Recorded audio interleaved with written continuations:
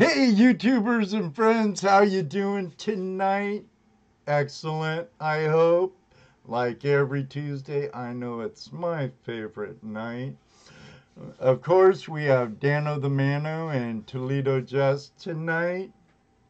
And we have a friend of mine from Washington State who followed his dream to head up to Alaska for the quest for gold. We'll be getting to him later. Captain Kevin Briggs.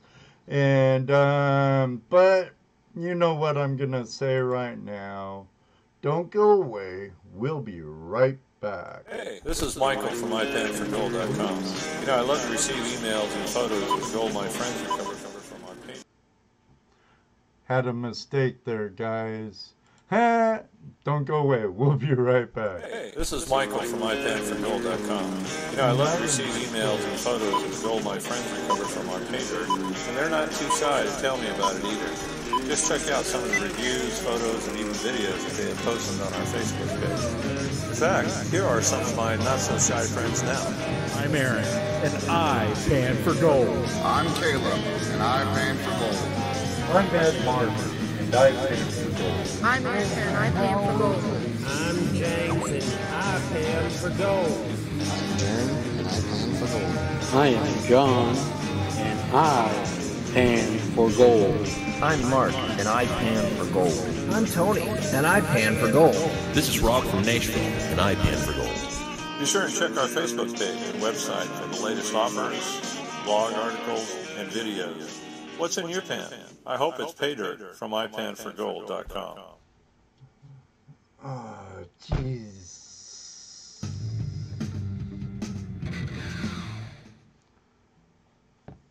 I tell ya, this damn thing, my computer's pissing me off, guys. All right, everybody. I'm Jesse, Dano. Sorry about that. One commercial down. How are you two doing? I guess okay. Sounds like you're a little irritated, huh?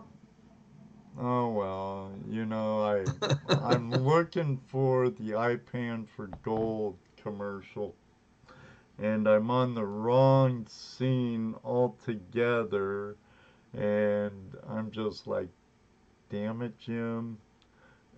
Yes, Bob, or Jaron, that was a Marvin Murphy. Yeah, Murphy's about to get the kicked out of him. That was a real Murphy moment. That was a blonde moment by yours truly. But hey, you know, we're all among friends and family here. Hello. Hello. There he is. Finally, Murphy's hitting here too on my end. It's one of those things. We must not ever talk about Murphy again before the show. No doubt. We must never ever mention that name again. Let's make a blood pack on it right now. No kidding. Where's my knife? I was just thinking that. Where's my knife? Blood pack. No talking about Murphy in pre-show. We have some friends of ours from all over. Wow, okay, yeah, there's Patrick Moore. Hey, hi, Patrick. He just said hi to me. Yeah, I just had hot pie and cheesecake over the weekend at his house. Hey, Yes, Jared. What's up? The world's greatest moderator. West Haven, always sand forever. Guns and gold, or golden guns prospecting. Yukon Cornelius. Oldies and goodies. How you doing tonight? Hey, Al. How you doing? There's Space Bear. I ain't seen him in a while. Space Bear, I believe he was here last week. Was he? I didn't see him. Bob did. Oh, Mojo. Mojo's here. Hey, that's my sister. Our good friend Diane. from New England. There's Diana. Mm-hmm. Hola. Buenas noches, Diane. Dude, I want to tell my sister something. Uh-oh. Okay. Have at it, buddy. Hey, Yeah, Sean's I went. here. Well, I want to tell you too. Okay. But I'm all ears. I like going to restaurants. We like going to restaurants, and in Toledo, there's lots of restaurants. So there's a new restaurant, new Mexican restaurant. It's supposed to have a buffet, a lunch buffet, and I thought, oh, that's cool. We'll have to try that out. Not too many of those. Right. Well, we were late. We were late for lunch, and we knew we were going to be late for the lunch buffet, so we went anyways. And so we decided to just order off the regular menu. No, that's what we did. So we ordered, and I go into a new restaurant really hoping it's good. I really do. And I went in, and it was nice atmosphere. It was nice. It was advertised fresh food, and nothing comes out of a can, and all this other stuff, right? And food comes out. We got tacos, rice, and beans. Like my favorite thing, right? Mm-hmm.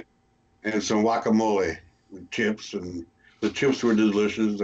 The Dos Equis beer was delicious. The salsa was no spice in it whatsoever. I had to add some from the hot sauce bottles, which ain't right. But so then our food came. Everything was bland. I don't mean that it wasn't spicy. Well, it wasn't spicy, first of all, but now I don't mean the spicy part. And Mexican food is not just about spice. It's about flavor. Right. It's about flavor. There was absolutely no flavor to this stuff. The tacos tasted like tortilla chips and hamburger, right? No flavor. The beans were bland. The rice was bland. The guacamole didn't have any. You couldn't even taste the avocado in it. So I was really bummed about that. Now let me ask this: were the patrons mostly Caucasian, non-Hispanic, or were they mostly Hispanic? I was really trying. The reason I'm telling my sister this is because the name of the place is called Cocina de Carlos. Carlos's kitchen, right? Right. The dude's name is Carlos Mendez. The guy that owns a. Did you get a discount for having the same last name? No. I didn't say nothing to him about. I didn't. No. Here, let me finish my story. So we eat. I was hungry, so we ate the food. It wasn't bad. The food was fresh. I mean, you could tell the difference. It wasn't. Nothing came out of a can. The food was definitely fresh, but it was bland. I mean, literally bland. So we ate. I was hungry. My wife was hungry. We ate. She said, "Are you gonna say anything?" I said, "Nah, not this time. We just won't come back. Not gonna come back." They lost a customer. That's right. Because we go to restaurants a lot, So I went up to him and I says, I asked, where if he was here, and he was there. He was sitting at the table on his computer and shit, Oh, sorry, beep. And I went up to him. I says, "Are you Carlos Mendez?" He says, "Yes." He says, "How was the food?" And I go, "My name is Jesus Mendez, and I want to tell you, your food was fresh, the beer was good, the chips tasted good, but your food was bland. I was bland. So it had no flavor." And he goes, "It didn't have flavor for you?" No, he said, "It was bland for you?" I go, "Yeah, and it was bland for my wife, who is white. So your food was bland." "Well, let me see your ticket." I said, "No, I don't want you to take nothing off. I don't want you to pay for it. I don't want you to do none of that. Just want you to know that your food was bland. You need to cook it right. You need to get some flavor into it." And I'm not talking about spice, because it ain't about spice, Hey, thanks, BJ the Crow. Okay, Yeah. I'm done. So, you got to know how to. And the dude was, and I guess I expected too much from a guy named Carlos Mendez. Maybe it's just me. I don't know. Right. Let's get. I saw HD Shovelhead in here. He made a cool video about using his Dream Map pocket sluice. Oh yeah. In a runoff in his backyard. Oh yeah, I saw that. I saw that. That was really cool. Yeah, that was really cool. And if we wait, if we get 60 people in here, I'll give away one tonight. Oh, nice. Yeah. Gotta get 60 people in here. Share. Twitter. Well, we got 28, but we only got 18 likes, so we gotta get some people active anyway. Oh yeah. Come on, people, don't be shy. Stick that thumb up our nose. I saw Eric Robinson and Eric Carter and Center of the Earth and Sean. Bob Dip. Oh, there's the Jersey Hunters. Wendell Williams and Chrissy, outdoorsy gal. All right, Diane. Good night. Have fun with your Mopars. Nothing better than a Mopar. My sister has show cars. Oh, cool. Yeah. She shows them off. Nice. A couple nice cars. Yeah. Thanks for stopping in, Diana. I think don't you have a YouTube video with them on it, Diane?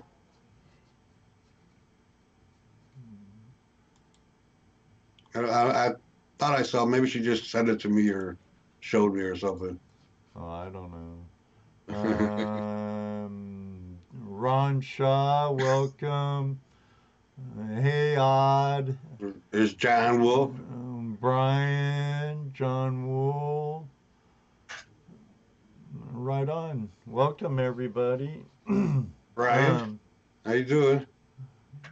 Well, too bad you couldn't come with us this weekend, Jesse, but I understand why. Yeah, I had some. We're working on our center room, getting it cleared out, turning it into a craft room. Now that our granddaughter went back to her mom's. Well, right on. Use it. That way the room's taken when she comes back and wants a room. I have the basement dungeon. I have the basement dungeon room set up for any wayward kids that come back.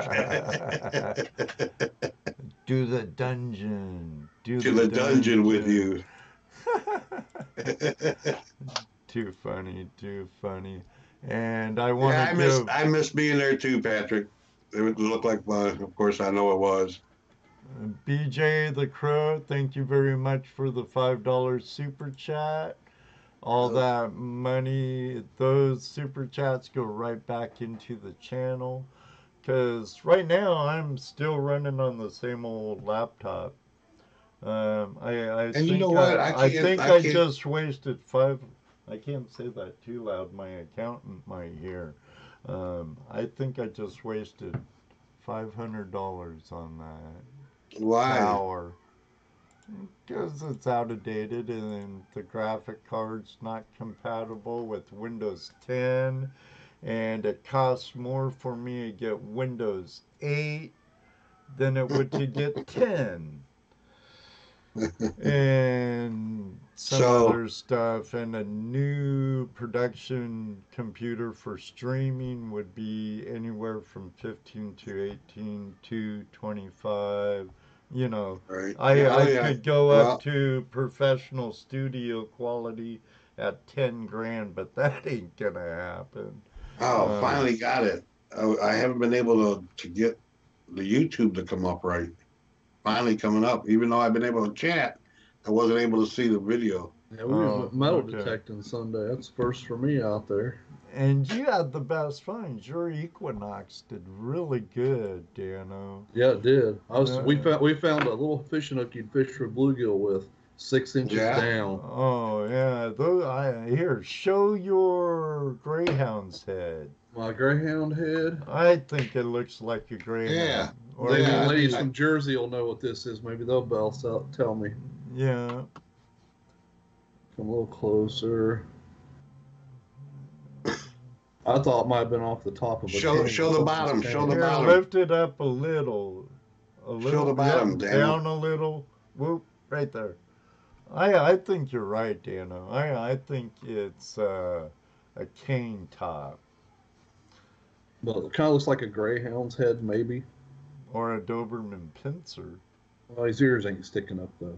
True. It looks like a greyhound to me. That's what I said on the That dark beach spots when where gravel popped up on him, where gravel had adhered itself to it through erosion.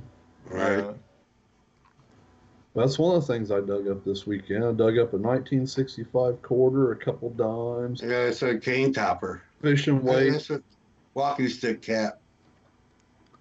Walking stick cap, yep. Cane topper. Greyhound. Shaw's prospecting and pay dirt reviews. Yeah. Looks Egyptian. I was just really Sean surprised says. finding that little fish hook 6 inches in the ground. That was pretty amazing. Avon bottle decanter. Wouldn't they be glass a lot? Weren't the tops on those glass too? Well, this is more like a pewter, and Avon would have been a cheap plastic. You know what I mean? Or glass. Yeah. Glass. Yeah. Right. I know my wife used to collect Avon bottles. Hi, Sandy Riser, Ronald Yeah, I had from a Hey, bunch Sandy. Hey, Earth Ronald. Radio. Egyptian guard dog. dog, your sister says, Jesse. Yep. Yep, I Yeah. see. I thought she was leaving. I Wanna clean it up. apparently Don't leave not. though. I want to clean it up and see what happens. See if I can. Jersey history hunters keep saying cane topper. Well, that's where I was at too. I figured it was Yeah. a cane, little handle on a cane. That's what we say. Hey, Hook Ed and Hook. The Oh, hookers the are in hookers are in the the house. I don't house. know if you can see it or not. This is everything I found this weekend. Here, more, Dano, more. At least you will pour water. I'm not on dumping your- water on my keyboard. No fun made at you, Jesse. Sorry. Sorry, Jesse. That's what I found this weekend. Bunch of hooks, sinkers, barbed Hey. wire. Get that garbage out of that water. Where were you in the water? Or We were out on the sandbar on the White River, a huge sandbar. But Yeah. no, People go what's out there and amazing, all of us on all detectors, even my gold detector, which for that I should have took like my Ace or my Go Find. Right, right. But I was getting hooks 6-8 inches deep. Yep. And it's amazing how good they sound. You get excited, and think you're gonna dig up some cool treasure, and it's a frickin' hook. No offense, Hook. But And it takes forever to find them. Even though you're hitting them with that pinpointer, you're moving dirt around because they're so little. You're pushing them. right. Yeah. It took forever to find them. And Dano did the best on No Tell'em Creek. We all had a great time. Missed And I you, was- Jesse, like always. When And you're I was doing not my with mini us. max. Me and Ed were both running our mini maxes. Yeah, Dano was going battery powered. I was using my small Honda I have for the 2-inch, and had a good time. But I don't know if anybody noticed, but I got my package today for my gold plow that I won and on you Gone won- Digging. Gone Digging with Matt Howell, right? Right. I won. Excellent. I won on his giveaway a few weeks ago. Hey, Adam. Yeah, a couple weeks ago. Excellent. Yeah. Was that Andy O'Neill or Matt? Oh. No, I think it was Matt. Because Andy O'Neill had Vogas on, and he gave away a gold pan there. Did it come from Virginia or Missouri? It came from Klint. Oh, Klint mailed it directly? Yeah. Let Oh. me look at my messages here. Because Adam had Chris Bogas No, it was- on. It was Andy O'Neill. Okay. Yep, it was Andy O'Neill. Yeah, I didn't Yeah, when he did remember. that demo. Yeah. I won something else. Adam, What? What'd you win? Well, I won from GPS. I won a mug. I haven't got that yet. Cool. I won something too. Yeah, you did. I saw that. Yeah, from American Metal. AMD, is it? Well, did you win? Did you win something from the Wandering Buffaloes? Oh yeah, some pay dirt from Right. Tom's Gold Dirt, or Yep. Not Jimbo's. No. But Tom's pay dirt wasn't bad. It was a little bag and it said tough dirt. It wasn't all that tough to pan. What's that? But this is what I won from American Metal Detectorist. Cool. I just got it from Pat O'Masters. Patrick right. O'Masters. Ed won some too. Yeah, silver dollar. HD Shovel Ed. He won some pay dirt from the Buffaloes. Oh, excellent. Right on. Right on. It's always nice, but I have to show support for Shad and Kathleen. Kathleen was my first Patreon and was with us for a good year. Mm-hmm. And I understand why she pulled out because, you know, they have a lot of expense too. But, you know, I wouldn't mind if they did again because it would just be fleshing everything out. Nonetheless, you know, I'm happy to help them. Well, they gave the channel a nice shout out on their last video on it. So. Well, yeah, you know, they're good to us. We're good to them. I think every shirt we've gotten from them, they gave us. So. Right. Hey, Ronald, plus that's not good personal friends. What? Right, Ronald, that's not the mini mat. That's the micro mat. That's the micro mat. That's not the mini mat. Right. All right, everybody, get out there and share this video. We get 60 in here. We're over halfway there. We'll be giving away a pocket pan from Dream Mat, from Prospectors Dream. But let's get some commercials out of the way. Let's get our guests. Hi, Jerry. I see Jerry's in here. Oh, yeah. Jerry's and Adam. been I didn't see here for Adam. a while. Adam's been here. We have Rob here, too. And Alicia Crank. I'm sure I'm butchering that. But welcome. I don't want to keep outdoorsy girl just showed up. She's been here for a while too. No, she's in here. She hasn't been saying much then. Yeah, because I said hi to her back a ways. Well, hi anyways. Now that all the hi. There's Nugget Brain. Wayne's here? He just showed up. I guess he just showed up. Maybe he's been here all along. I don't know. Oh, man. I just not seen him. I'm on Top Chat. I need to move that to Live Chat. Am I not on Live Chat? I'm not on Live Chat. I'm on Top Chat. Now I'm on Live Chat. Luke Duke, welcome. We were playing in your neck of the woods. Well, not really your neck of the woods, but Indiana last week. Oh, okay. Let's get all these commercials out of the way, -1. Since that was an intro merch. A merch intro? Whatever. I missed it. I couldn't get on to see or hear or do anything. Okay. Well, no. We're back. Nonetheless, let's get Luke Duke, how you doing?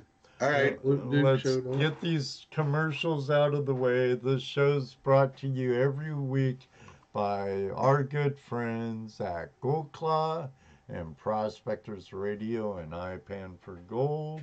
Don't go away. We'll be right back after a word from our sponsors. Just one of those nights, guys. Be back.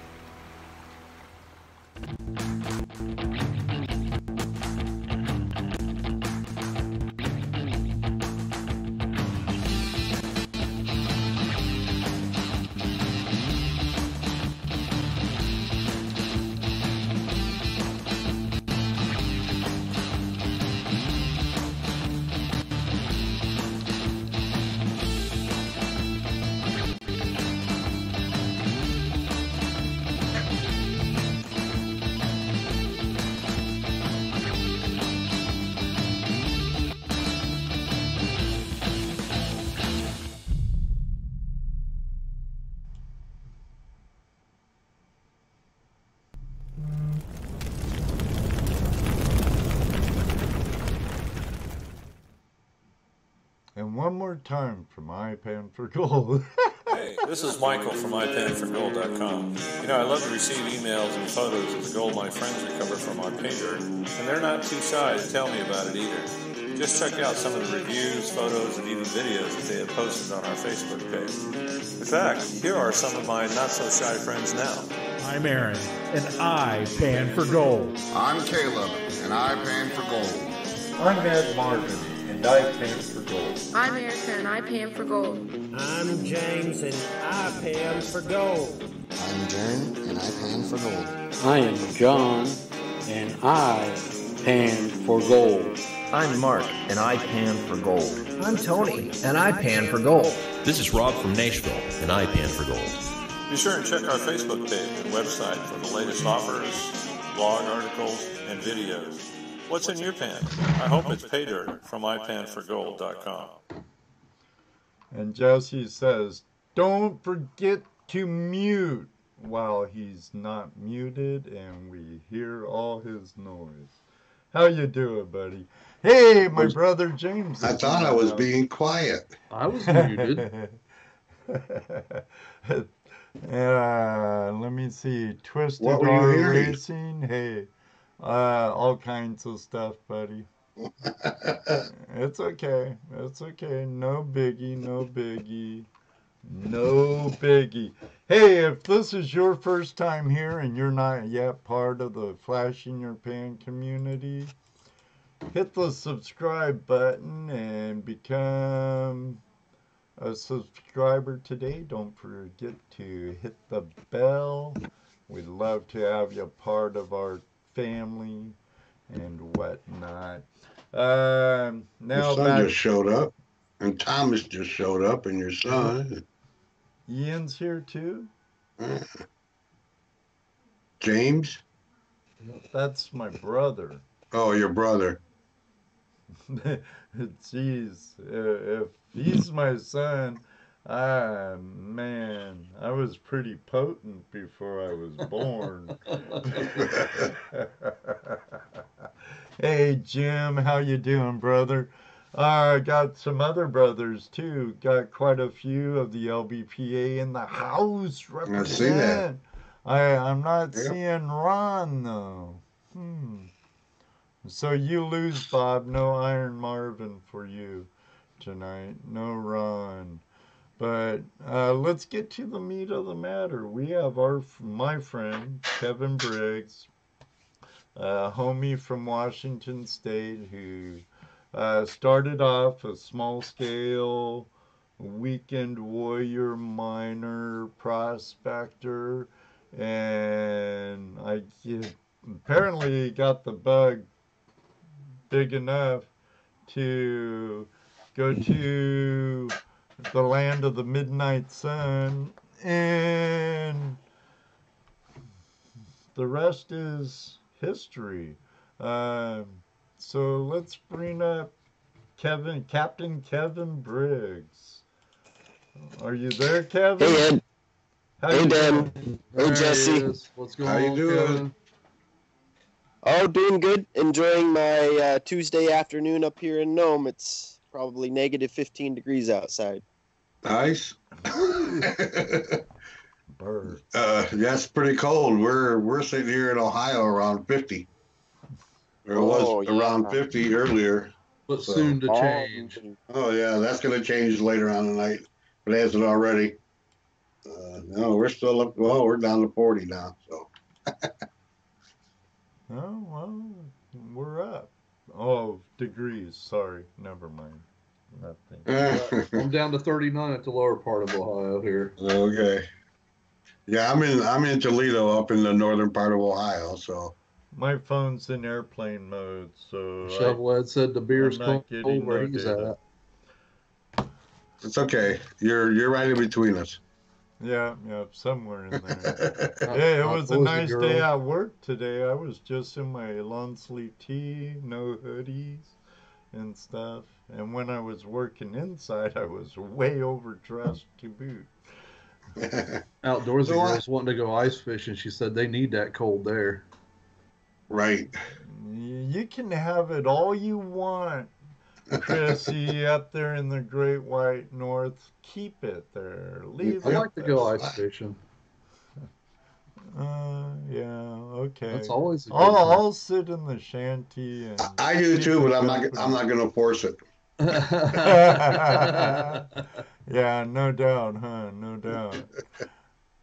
Oh, but some of them fresh caught perch through the ice in a frying pan. Oh my gosh. Oh my gosh. Yeah, I know. Hey, look, Digologist, how you doing tonight? Oh, hey, thanks for joining us, Digologist. He's a regular on Liz's shows. Cool. Welcome. Welcome. Excellent. So what's your story, Kevin? Where from beginning? So I was going to ask him, why does Ed call you Captain? Oh, for seven years of the last 10 years, I was considered to be one of the dredge boat captains up here on a 10-inch dredge. And what that meant is I was in charge of maintenance and repair and refueling and staffing. So I would hire divers, and we'd usually have a 2 to 4 man crew on a 10-inch dredge. And if we had 3 to 4 people, we would run 24 hours a day. All right. So you were the guy they blamed everything on. Yeah, but you know what the rub was, is I never got paid nothing extra for it. That ain't fair. That ain't fair, but you got all the blame too, right? Yeah, no, I took a large part of the responsibility in making sure that we were on gold because I have a provenance with me. I'm one of the gold hounds. I know how to find it and stay in it. Cool. That's good to have. So I guess I've been up in Nome, Alaska for 10 years. I came up here because of the housing bubble that happened in 2008. I was working as a carpenter and just going out on the weekends looking for anything I could find, which was very little in Washington. I'd work on the Raging River and the Sultan River. And we found a little bit of gold, but our best day was only 2.5 grams, and that took 5 or 6 hours to get that 2.5 grams. And then I come up to Nome, and the gold up here is much more plentiful. There's a lot of gold in Nome. So for the past 3 years, I've been working on different boats. I've worked on Emily Rydell's boat while they were filming, but my request was that I wasn't on TV. So I would usually dive at nighttime. I had one summer where I dove 230 hours all after 10 p.m. just with a headlamp at nighttime. And just last summer, I was working on the Lucky Dog as the only diver. No tender. I would take the boat out and usually put in 6 or 7 hours of dive time, bring the boat back in, do the cleanups with the boat owner. It was just me and him. So it's been nice over the years to get rid of all the extra work and just work with one other person who knows the value of a good diver. Cool. Okay. So now you more or less downsized in your operation.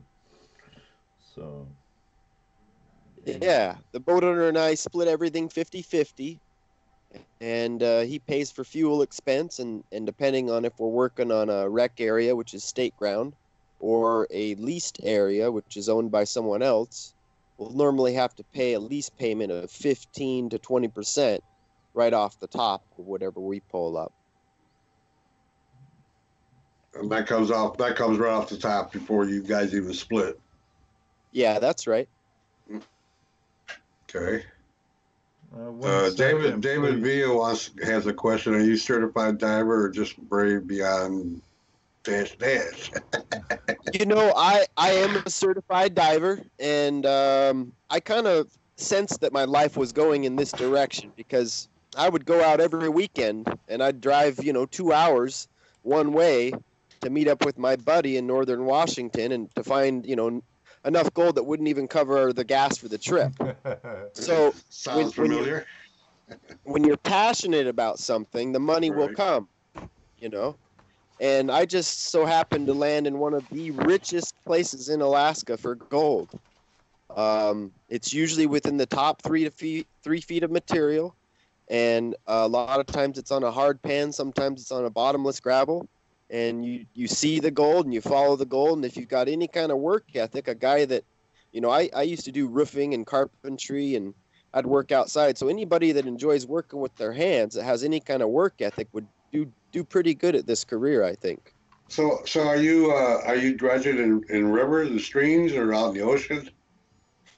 I started out dredging in some streams and creeks and rivers in Washington, but I actually never really sucked up any gold. I put together a prototype out of some plastic barrels that came from a car wash facility, and then I pop riveted some aluminum frame together and put a Honda with a water pump on it, and I got my hookah set up all dialed in, and then I got this job up in Nome. So I never had a chance to really get into the small scale, and I got thrown in onto a 10-inch dredge.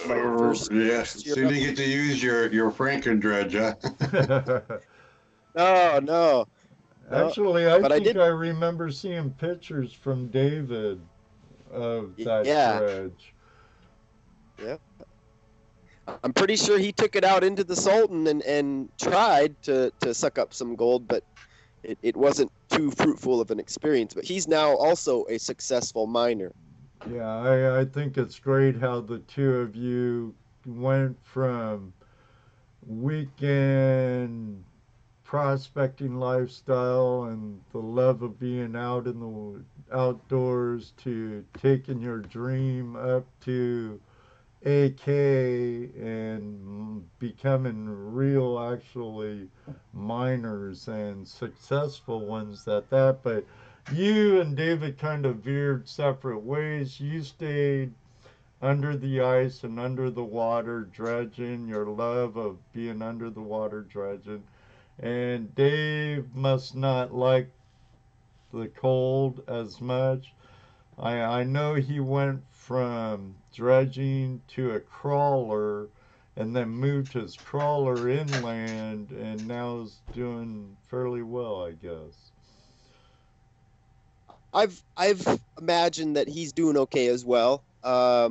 Yeah, we have parted ways a little bit, but we're still friends. We're just not as close as we used to be. But yeah, he's got a story all on his own, and that started with me inviting him up for the second summer of gold dredging. So yeah, him and I worked together for 3 years out in the summer on a 10-inch dredge, and then he built this crawler, and a lot of crawlers were built, and they cost anywhere from $500,000 to $750,000 a piece.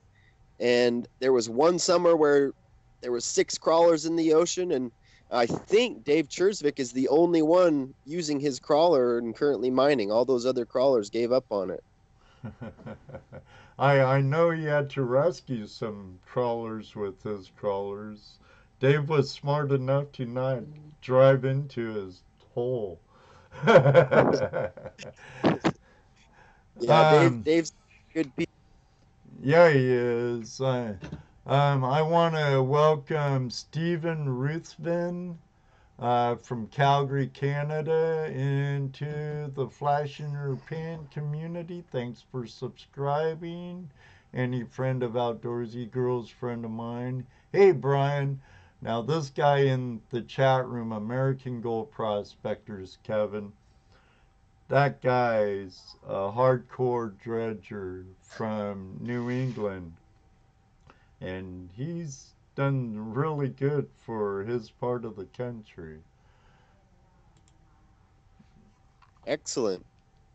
What does he have any details from New England? What he operates? He runs a 4-inch Keen with a wetsuit heater he built himself, and but last season he did really good up in Maine. Oh yeah, I forgot, Bob. There's no gold in Maine. A lot like Utah, huh? It's a private joke, Kevin. Everyone says there's no gold in their state. No gold in California. No gold in Maine. No gold in Utah. No gold Definitely in no AK. gold in Ohio. I guess the It's better all the the gold is down in Florida. The better the gold, the more people says, "Oh, there's no gold here." Yeah, it's all in Florida or Hawaii. Hawaii, yeah. That's what I hear. Now, how did you get bit by the bug the very first time, Kevin? Probably watching the Massey family, YouTube videos, just going out and using a Keen A52 river sluice. That was how I got started. Now, I was same old trap. I was telling Jesse and Dano earlier when they were asking me who's our guest tonight. I go, actually, it's a friend of a friend. I met Dave through YouTube and met him personally a couple of times. Kevin, unfortunately, I've never met, but we've been acquainted through YouTube for over 8 years now. Oh, yeah. And I used to watch your videos, like on that gravity dredge you worked with for a little while, and some other things. And then all of that, I think the last video I saw, you were with your Russian friend on the ice, dredging under the ice in the shanty you built. And that was way before Discovery and all of them were up there too. Oh, yeah, that was 7 or 8 years ago. And there was only a total of 4 people diving under the ice that winter. And there was my operation, which was me and Igor Sudarkin, who has passed away a year ago. But he was diving into his 70s. He was a Russian diver that did, he did a couple 1,000-foot dives in the Lake of Baikal in Russia. Wow. But yeah, he was a real hard-working, real good friend, and I miss him a lot. Oh, I bet. Oh, I bet. He seemed really cool in your video. I tried sharing that and couldn't find it. And I'm like, well, I guess he's doing too good. He don't want to do no videos and stuff. Yeah, I got to a point in my life where I kind of wanted to be more anonymous. I will plead the fifth on whether I did really well to be anonymous or not. Well, once you show your face on YouTube, forget it. Yeah. You're done. But no, I've done decent, and what I mean is that I can work up here for 5 months, from June to middle of October, and make more money than I ever did working a whole year in Washington. And I'll just say that there was 1 year when I made 3 times in what I would make in Washington working as a carpenter. I made 3 times that amount in 5 months. So, it is kind of I was chasing my passion, and my passion led me to make enough money gold mining to, build a house and buy a property and buy vehicles and find my wife. And, along the way, the passion for gold mining has waned a little bit. My body is starting to break down after 10 years of diving. This will be I can imagine. My fourth winter diving through the ice. And I've had 10 summers, and each one of those summers, I usually dive 350 to 400 hours a summer. So it's a lot of work. Yeah, it is. Just what we do in our lifestyle on the weekend, you've been there, but that's a chore too. And a lot of greenhorns that come into the lifestyle, I've seen some when we had the prospecting store up in Cedar Woolley, Washington. They come in all fevered up, watching the buzzard or whatever, and they're like, oh, I'm gonna get rich and I want a 4-inch dredge. And I'm like, maybe you should start with a pan or a sluice. Oh no, I know a perfect spot. And then they come back, how much will you give me for this dredge? We've only used it twice. And I'm like, what's wrong? Oh, it's too much work. So, yeah, that's usually the first thing you find out when you start doing this, all the work that's really involved in it. There's not much relaxing to it till around the fire at night. Right. Do you guys want to hear about my best dive ever? Yeah. Oh yeah. Well, we were gonna ask that. Also, you throw in your worst while you're at it, and your scariest. Well, my let me just start with my worst, I guess. That involved diving under the ice, and they happened back to back. I was 65 feet away from the ice hole on an underwater 8-inch dredge called the Dragon that Glenn LeBaron built. And we were working that dredge, and I was all the way at the end of my leash, and my airline froze. And we were diving with a OTS Guardian full face mask, and I had no air at all. So I had to pull myself on my airline and my water line back to the opening, and I was working hard. And so by the time I got back to the opening, I almost gave up. And I saw the light of the hole, and I decided to, get myself up and out. And that was one of my 2 near-death experiences in the same day. It happened twice in the same day. And normally as a diver, you want to conquer your fears right away. So I jumped right back down there, and it happened again. And that ended my dive that day. But I've had seals come up to me and tap me on the head diving in pitch black and under the ice. That would scare me. When I was growing up in California, I've had seals scare the bejeebers out of me night surfing. A porpoise too, but that's a different story. Go ahead. Oh, we've seen killer whales off the shore up here. They come up here to have their babies and stuff, and I'm sure that in our full body black wetsuits, we probably look like their food. Yeah, like a seal. But, I had another near-death experience where my first summer we were diving with hydraulic hose. I don't know why he had hydraulic hose. I could taste the rubber in that stuff. But anyways, it was heavy, so it was laying on the bottom of the ocean. The only idea I could imagine is he didn't want it to kink. He didn't want the line to kink, and it's braided wire in the inside of it. Anyways, that heavy-duty line was laying on the bottom of the ocean, and I sucked it up into the 10-inch dredge hose.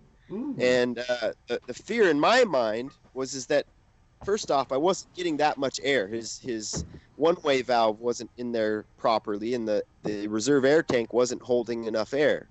So the compressor was only giving me barely enough air to work, as it was. So, when you go through the scuba schools or PADI or whatever, they tell you that when you're in an emergency situation, you don't want to panic. So I put that 50-pound, 10-inch dredge nozzle on my knee to keep it from sucking up a rock and trapping my airline my umbilical in there because at the time I couldn't even reach the buckles to my harness. I was trapped on the bottom with no comms. And so eventually I pulled that heavy-duty airline out of there and came to the surface, and that was kind of my initiation into commercial dredging up here in Nome. Ooh. Yeah, that'd be scary. And how deep were you when that happened? I was 19 or 20 feet deep. Well, that's still deep enough for Ben. Yeah. Oh, yeah. I try to stay shallower than 30 feet because once you get past 33 feet, you're in another atmosphere of pressure, and then you get the bends, possibly, nitrogen buildup. Right. All right, you want to hear a good story? Sure. Yeah, absolutely. So this is my most successful dive, and it lasted just 2 days is all, and then we lost track of that hole. That happened a lot. We would drag anchors. We wouldn't have a proper buoy marker. The buoy marker would drag. We'd have a GPS that wasn't very accurate. And when you're in really hot pay, you got to put a marker right on it. Right. Anyways, we went out one day, and I was going through some material, and it was a big boulder pile. And most people skip over these big boulder piles. There's a lot of work involved in rolling 1.5 and 2 foot boulders. And so I started going through it, and I noticed that everything was just jet black. And it was big, big round boulders, which is a little different than what I'm used to out here. I've normally got shale and some angular pieces of rock. And so to me, it was kind of like an ancient riverbed or something.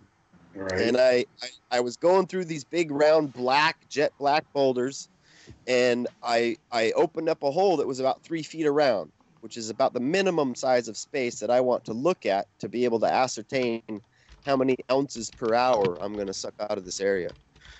And as I was getting down through the black material, there was about 6 inches of what I would call tungsten sand, shiny black sand. It was different than just regular hematite or magnetite. It was shiny.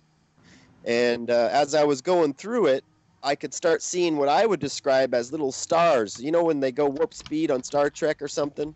Right. And the stars kind of pass them. Well, these stars were gold, and there was thousands and thousands and thousands of pieces mixed in with this heavy tungsten and this magnetite and this hematite. And all it was sand.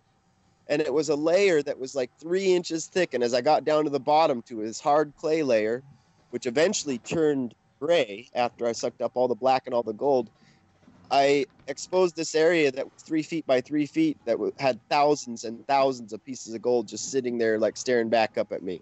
Oh, and over a period of 2 days, it was a lot of work. I opened up a hole that was probably just 30 feet around, and it was probably 2 to 3 feet of overburden with these big boulders I had to roll and reposition. But I ended up pulling out somewhere around 30 ounces in 12 hours of diving. And I got half of that. Half of that. Very cool. It's nice to make $7,000 a day. Oh, yeah, no doubt. Without a doubt. But that's the richest story right there. 2.5 ounces an hour is what we averaged. So how long did you stay in that spot? Just 12 hours, 2 days. Really? Did you get all the gold, or did you have to leave? Well, we lost track of that hole. We could never find it again. Oh, that sucks.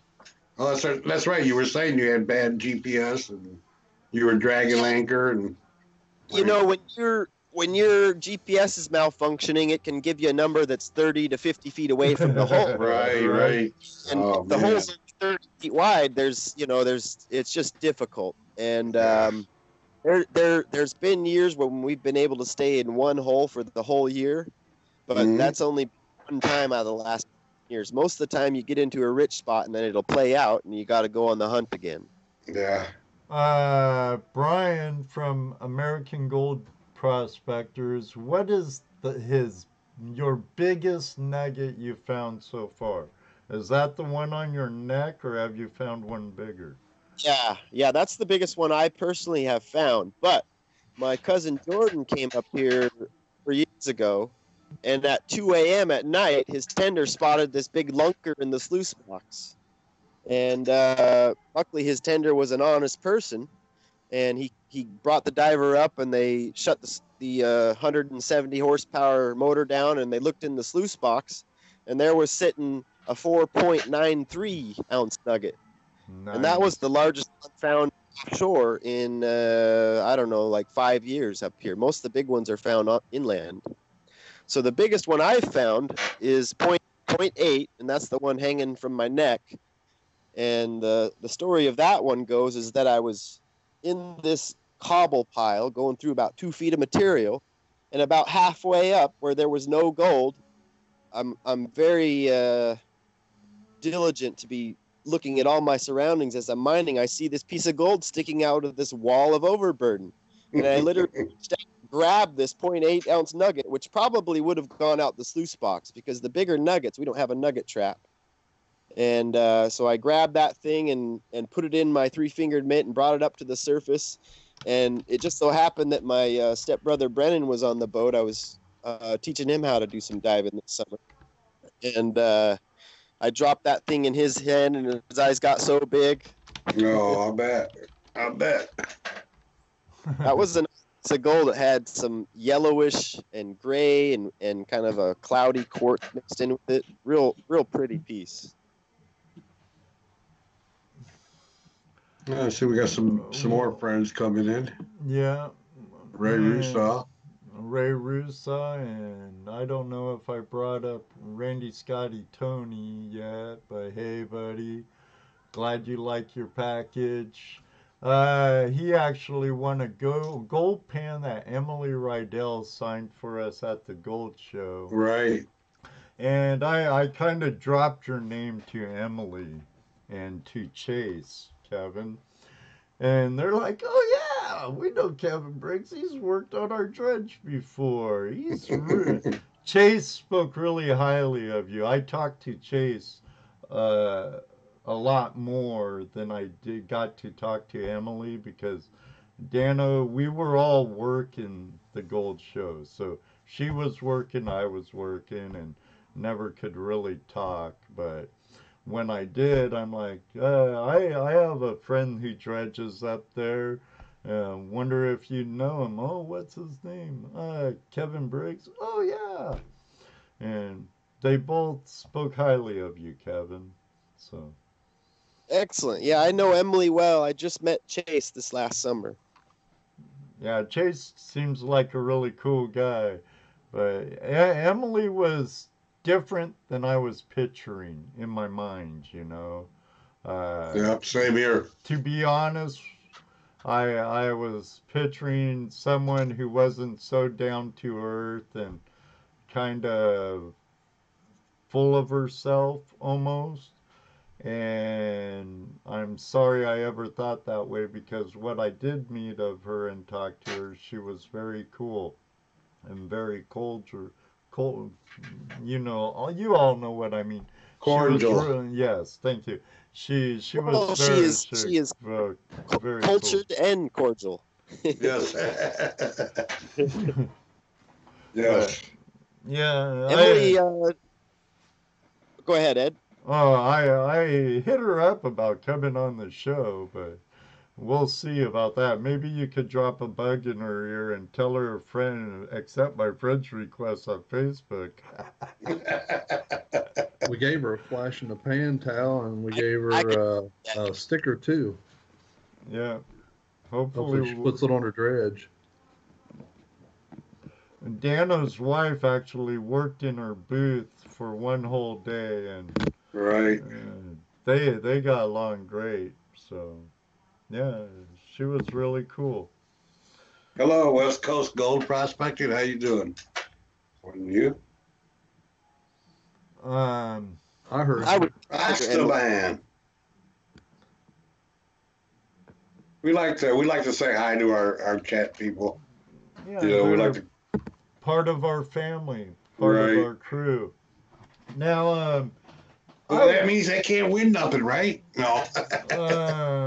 Get some more people in here. We hit 60 people. We'll be giving away Dream Map Pocket Sluice. But I heard kind of a story that you were approached by Discovery and you kind of politely told them to shove it. Mm, something like, I'm not going to sell my soul or something like that. Is there any truth to that?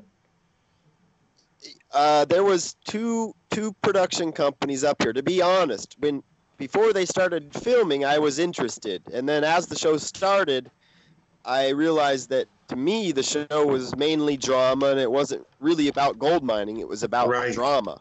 That's what sells. And you know, I kind of valued my anonymity at that point. You know, I don't want to sell who I am as a person and have to reshoot scenes because they don't get it on the first take. So the only thing that I've done over the last 10 years is we had this French film crew come up. That's when my Russian friend Igor was up here. And I told them, I can't be on your French film program because I'm under contract with Stone Circle Films, which was the other production company that was trying to make a show up here with Discovery Channel. They were both pitching it to Discovery, Original Productions and Stone Circle Films. Right. So before the show started, I was under contract to, you know, possibly be on the show. And then as time went on, I decided I didn't want to be a part of it, and I dove on Emily's boat and had plenty of chances to be on TV, and every time I turned it down. That's not to say that I wouldn't possibly consider it again, but it just doesn't strike me as something that I want. I like Emily. She's hard-working girl, and she only gives me a call when they're on really good gold, and I always, you know, I've probably dove on her boat 4 times. She's a good friend. Right on. Cool. Yeah, that's the thing about those shows. I mean, it is, the drama is what sells for them, and having listened to a lot of these guys like that have been on the shows, they tell us the same thing. You know, there's a lot of drama, a lot of, you know, things you see aren't necessarily what's really happening. You know, you got editors that edit and show you what they want you to see, what sells. Yeah, that's exactly. Too bad too. I mean, because they could do a lot for the industry if they showed it in a better light. I agree with that. You know, but they don't. I personally, it doesn't sell. That doesn't sell. I don't watch Gold Rush because I always thought it put us in a bad light. Now, one Discovery show I did like, which was Devil's Canyon. Right. I know there was a bit more manipulation in there too than which appeared on the show, but I think that more showed our lifestyle more accurate than, because, you know, we talked to someone here who don't know Kevin, and all of a sudden they're like, oh, you do big, huge strip mining, blah, blah, blah, like on Gold Rush, blah, blah, blah, blah. No. We're small, very small. And right. We do more good than we do harm, I think. I think so. I know with all the trash I pull out of some of the rivers and streams. Right. Oh, yeah. I reclaimed all kinds of buckshot this weekend. Now you knew we was in the gold. We got all kinds of buckshot. It's about freedom too. Well, yes, that too. You know, definitely. What kind of things are they going to do to prohibit our rights further? You know, it's when I first got into gold mining, it was when the whole Karuk tribe thing was happening in California. I still want to go to the upper Yuba and punch some holes in those 30-foot pockets. Oh, yeah. Shoot, and even I know some really good ground on the Klamath River in Northern California I'd love to poke some holes on. But, you know, they took away rights, like, you know, it's like no thought about the 1872 Mining Act at all. And they go against that Congress given right all the time. But then again, they go against a lot of inalienable rights all the time too, you know. And when you get in our lifestyle, a lot of that's really the veils lifted quite a bit, and you see a lot of what these ABC agencies are doing, and you're like, kind of get a shock, like, oh my God, really? Because and when oh, go ahead, Ed. Sorry. Oh, go ahead. The floor's all yours, well, Kevin. You think about the freedom that you have in one state versus another. And up in Alaska, we can run 10-inch dredges. I have a friend right now that has a 14-inch dredge with a 350 horsepower John diesel motor. Now, it's about turbidity in the streams a lot of times, right? Well, what happens when it rains real hard? It floods, and it is brackish as you could get out. It's murky and you can't see anything. So one flood will create as much turbidity as 1,000 miners could do in the same river in the same day. Oh yeah, 1,000 miners couldn't even do that much. Right, like not really. Well, you're from the Sky River Valley area. I'm from the Skagit Valley area. I've seen both those rivers get chocolate brown. Oh yeah, and lots of times. And like the Skykomish and the Sultan is good salmon fishing there. Same with the Skagit River. Those. I think a lot of these, as Buzzard would put it, scissorbill and environmental Nazis, they're actually doing more harm to the environment and to nature than any good. Jesse, you have a thing about this one, the human factor. Yeah, I've heard you bring it up before, It's all good until the human steps in and tries to help. Right.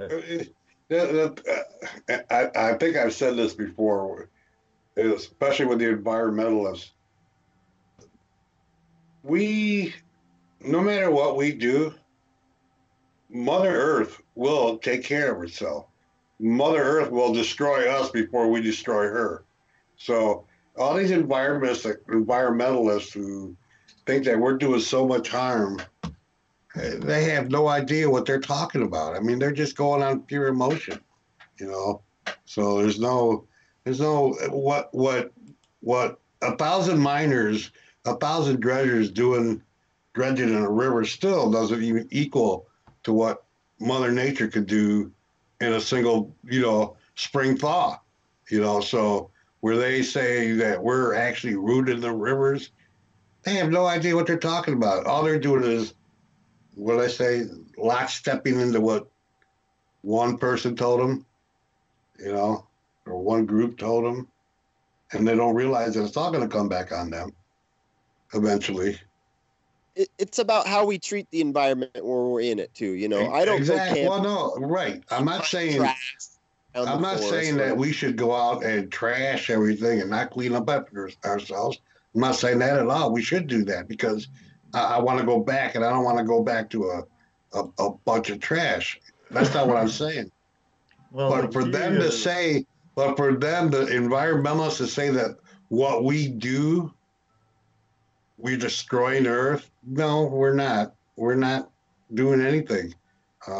We're helping, actually. Where they've screwed up and built dams, we're helping, the lower part of that dam to still sustain naturally.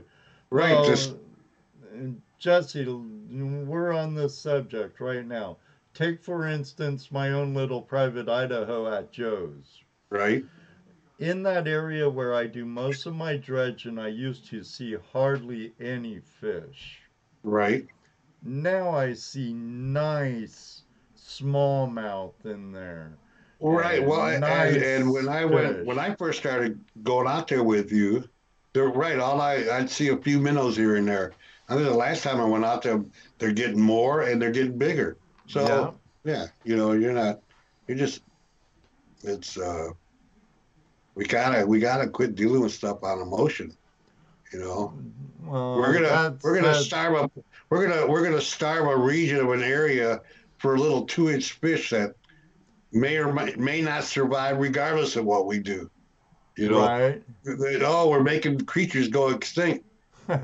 Creatures go extinct all the time. That's what happens. And new ones come in. Hey, yes, Wolfie. outdoorsy girl, you're right. Plastic and cigarette butts in our waters everywhere. But if you look where that stuff comes from, first of all, it doesn't come from North America. It doesn't come from this part of the world. Most of that trash that you hear about out in the oceans actually comes from overseas, in the Far East regions, because they have no pollution control whatsoever. Right. We're the most regulated country in the world. This country, and I'm sure Canada is right there with us, is we care about our country enough that we try to keep it clean. You know, all the hysteria that these environmentalists, perpetuate. Well, it's just hysteria. Who's gonna treat a land better? The people that live off of it, loggers, miners. Right. I would argue that we are environmentalists because we do care about the environment when we go into it. You know, we more so than the guy sitting in his office dictating regulations from an office thousands of miles away. Oh, hey! Speaking of subs, Kimmy. Everybody out there, if you're not yet subbed to Dano, I want to get Dano to 500 subs by the end of this month. So if you're not subbed to Dano the Mano, head over to his channel, sub him. Let's get him to 500. I'm starting videos again this year. Now that I figured stuff out, I'm starting videos again, so there will be fresh videos out here for long. There'll be one of this last weekend, as a matter of fact. But you know, being a Washingtonian too, Kevin, I'm sure you've heard of fish not gold, right? I've heard that phrase thrown around, yeah. There's an organization based out of Seattle, I believe, Fish Not Gold. And they bash the prospectors and stuff, where it's funny when I'm on the Coloma or the Lewis River or the Skagit or Skykomish and stuff, I see all kinds of trash and trash and trash left behind from sports fishermen who mostly catch and release, which do more damage to the fish than anything. And they do all that turbidity stuff, damaging fish and all that and habitat. And for the most part, it's a bunch of fishermen who don't want to keep an eye out for a dredge hole that might fall into it, where I wish they would take a clue from the Mohican Fishing Fly Fishermen Association here in Ohio. Right. We have a very tight bond with them on a property in central Ohio where they like our stretch of river more than any part of the river, because we create holes for the fish to get into colder water and to get out of the current. And they know we clean up and pack out other people's trashes, and we reclaim lost lead And well, that's all we can do. You know, we can just try to be good examples ourselves, because it's dangerous when you start labeling one group fishermen as the ones creating the trash, because they could just as easily say that we're the ones creating the trash. So as individuals, we just need to set a good example and make sure that we are cleaning up the environment as much as we can. And, you know, there's going to be organizations that try to shut people down, and it's difficult because we're not organized to shut down mining. All we're doing is going out there and enjoying our freedom to be able to do that. We're not necessarily hiring people in politics to stand up for our rights to be able to continue doing what we've done for years. Right. And from now, what I hear back home, you're a little tighter connected to back home than I have been for the past 18 years or so.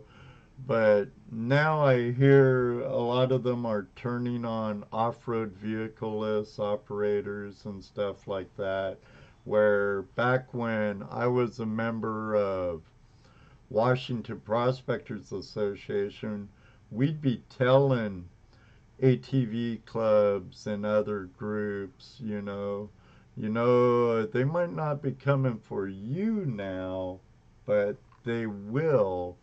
And now they're going to them. We don't want you in our woods, in our forest. And a lot of times it's the language they use that irks me the most, when they're like, our forest.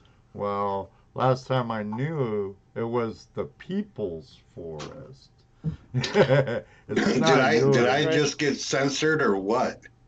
What the heck? Why? What happened, Jesse? I just dropped, my Skype call just disappeared. Huh. Right in the middle of it. So your internet dropped for a minute, Jesse. No, everything else was fine, just my Skype. Wow, huh? I've got about 15 minutes before my wife is telling me we got to go run some errands. What other kind of gold related questions do you guys have? All right, everybody, we have 15 minutes.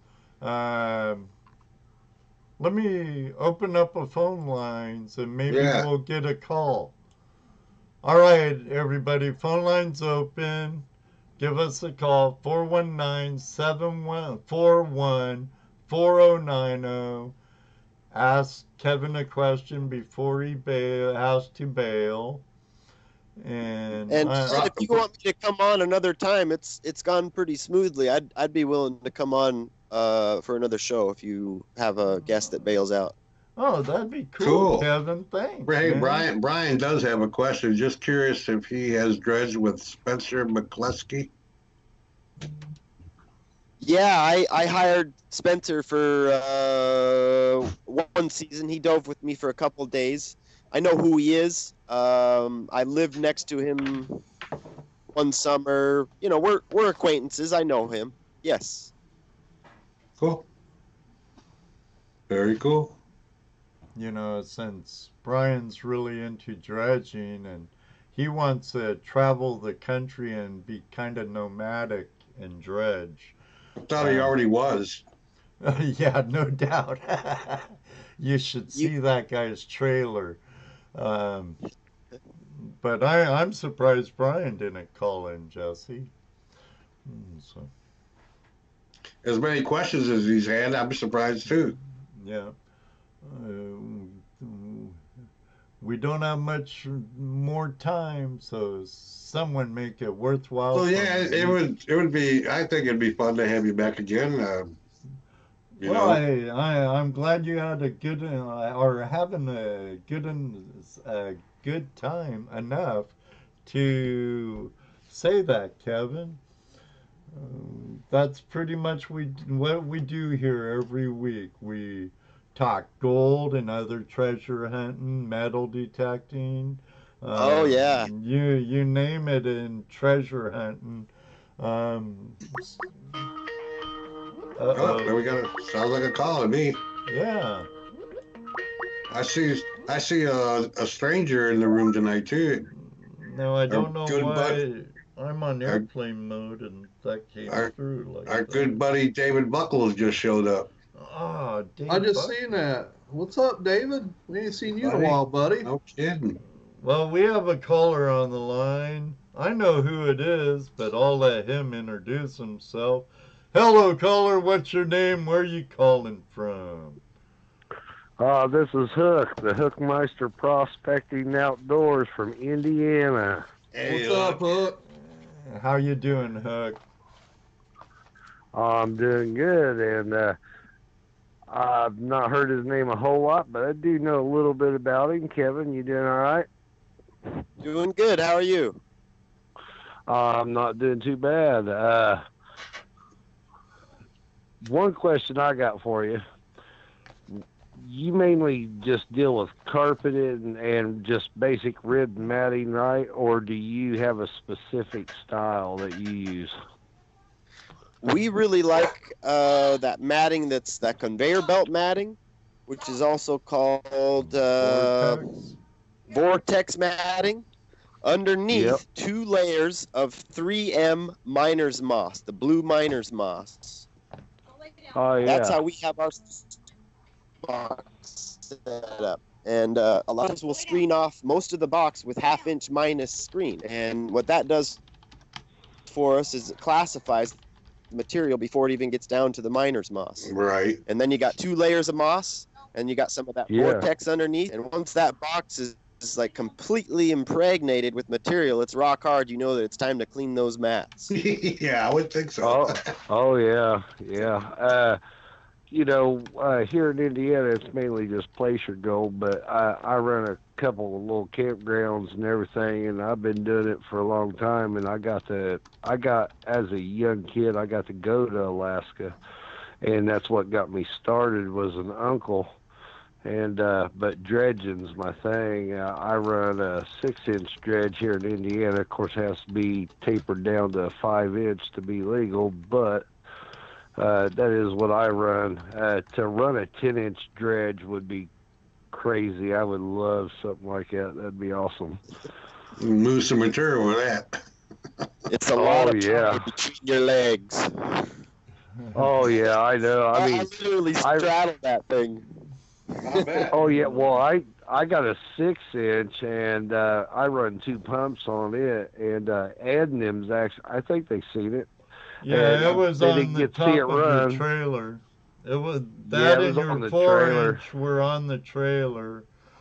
And Yep, and I tell you what, that thing, I mean, it's just 6-inch for around here. You got to straddle it with them 2 pumps running and everything, and I don't know how there's a question I'm wanting to ask. I mean, if you put your hand in front of that, on my 6-inch, it will literally feel like it's almost going to pop your wrist right off your hand right off your wrist. So, what's that 10-inch really feel like when you get your hand down in front of it?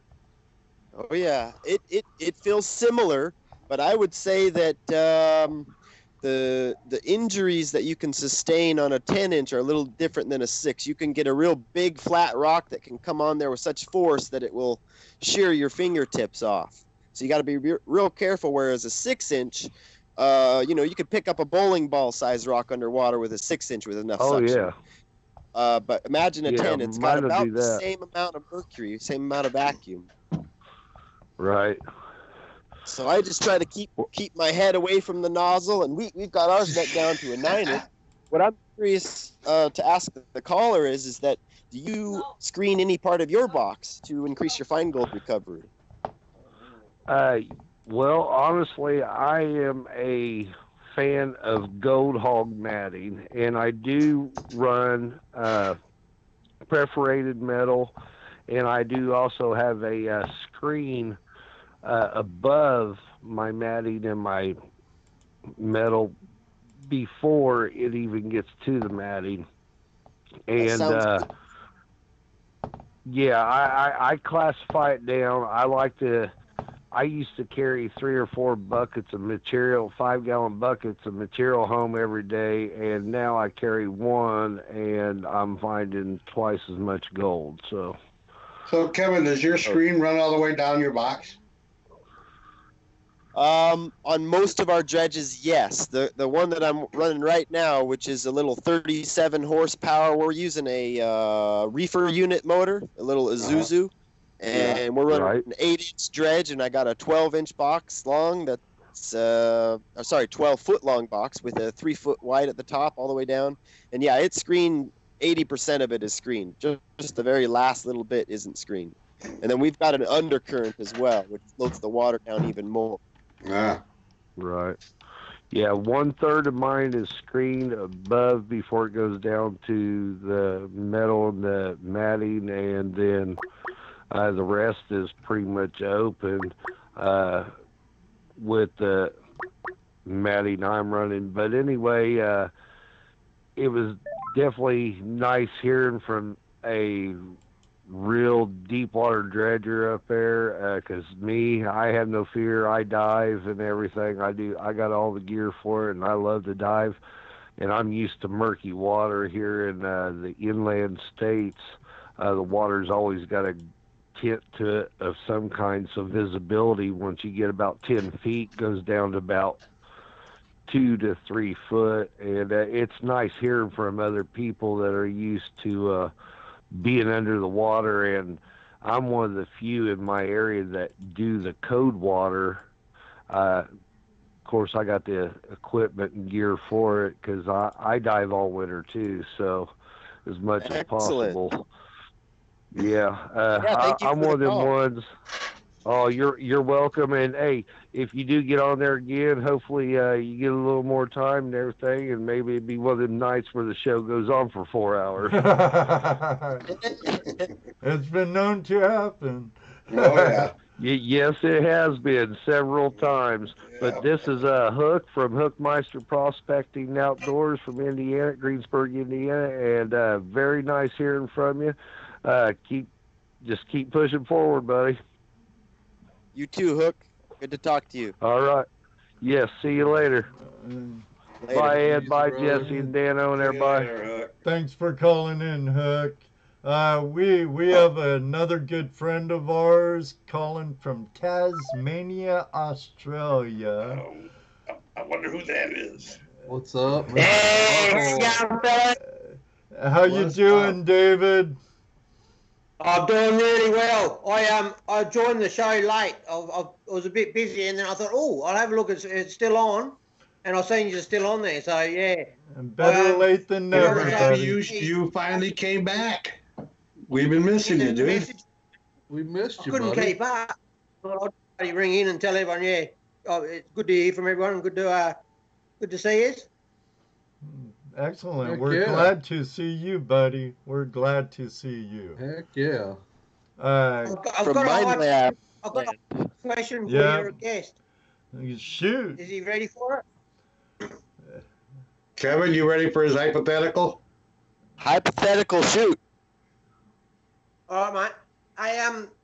How many ounces would the number be if a fairy came down and said, you can never dredge again, ever, or have anything to do with dredging and gold?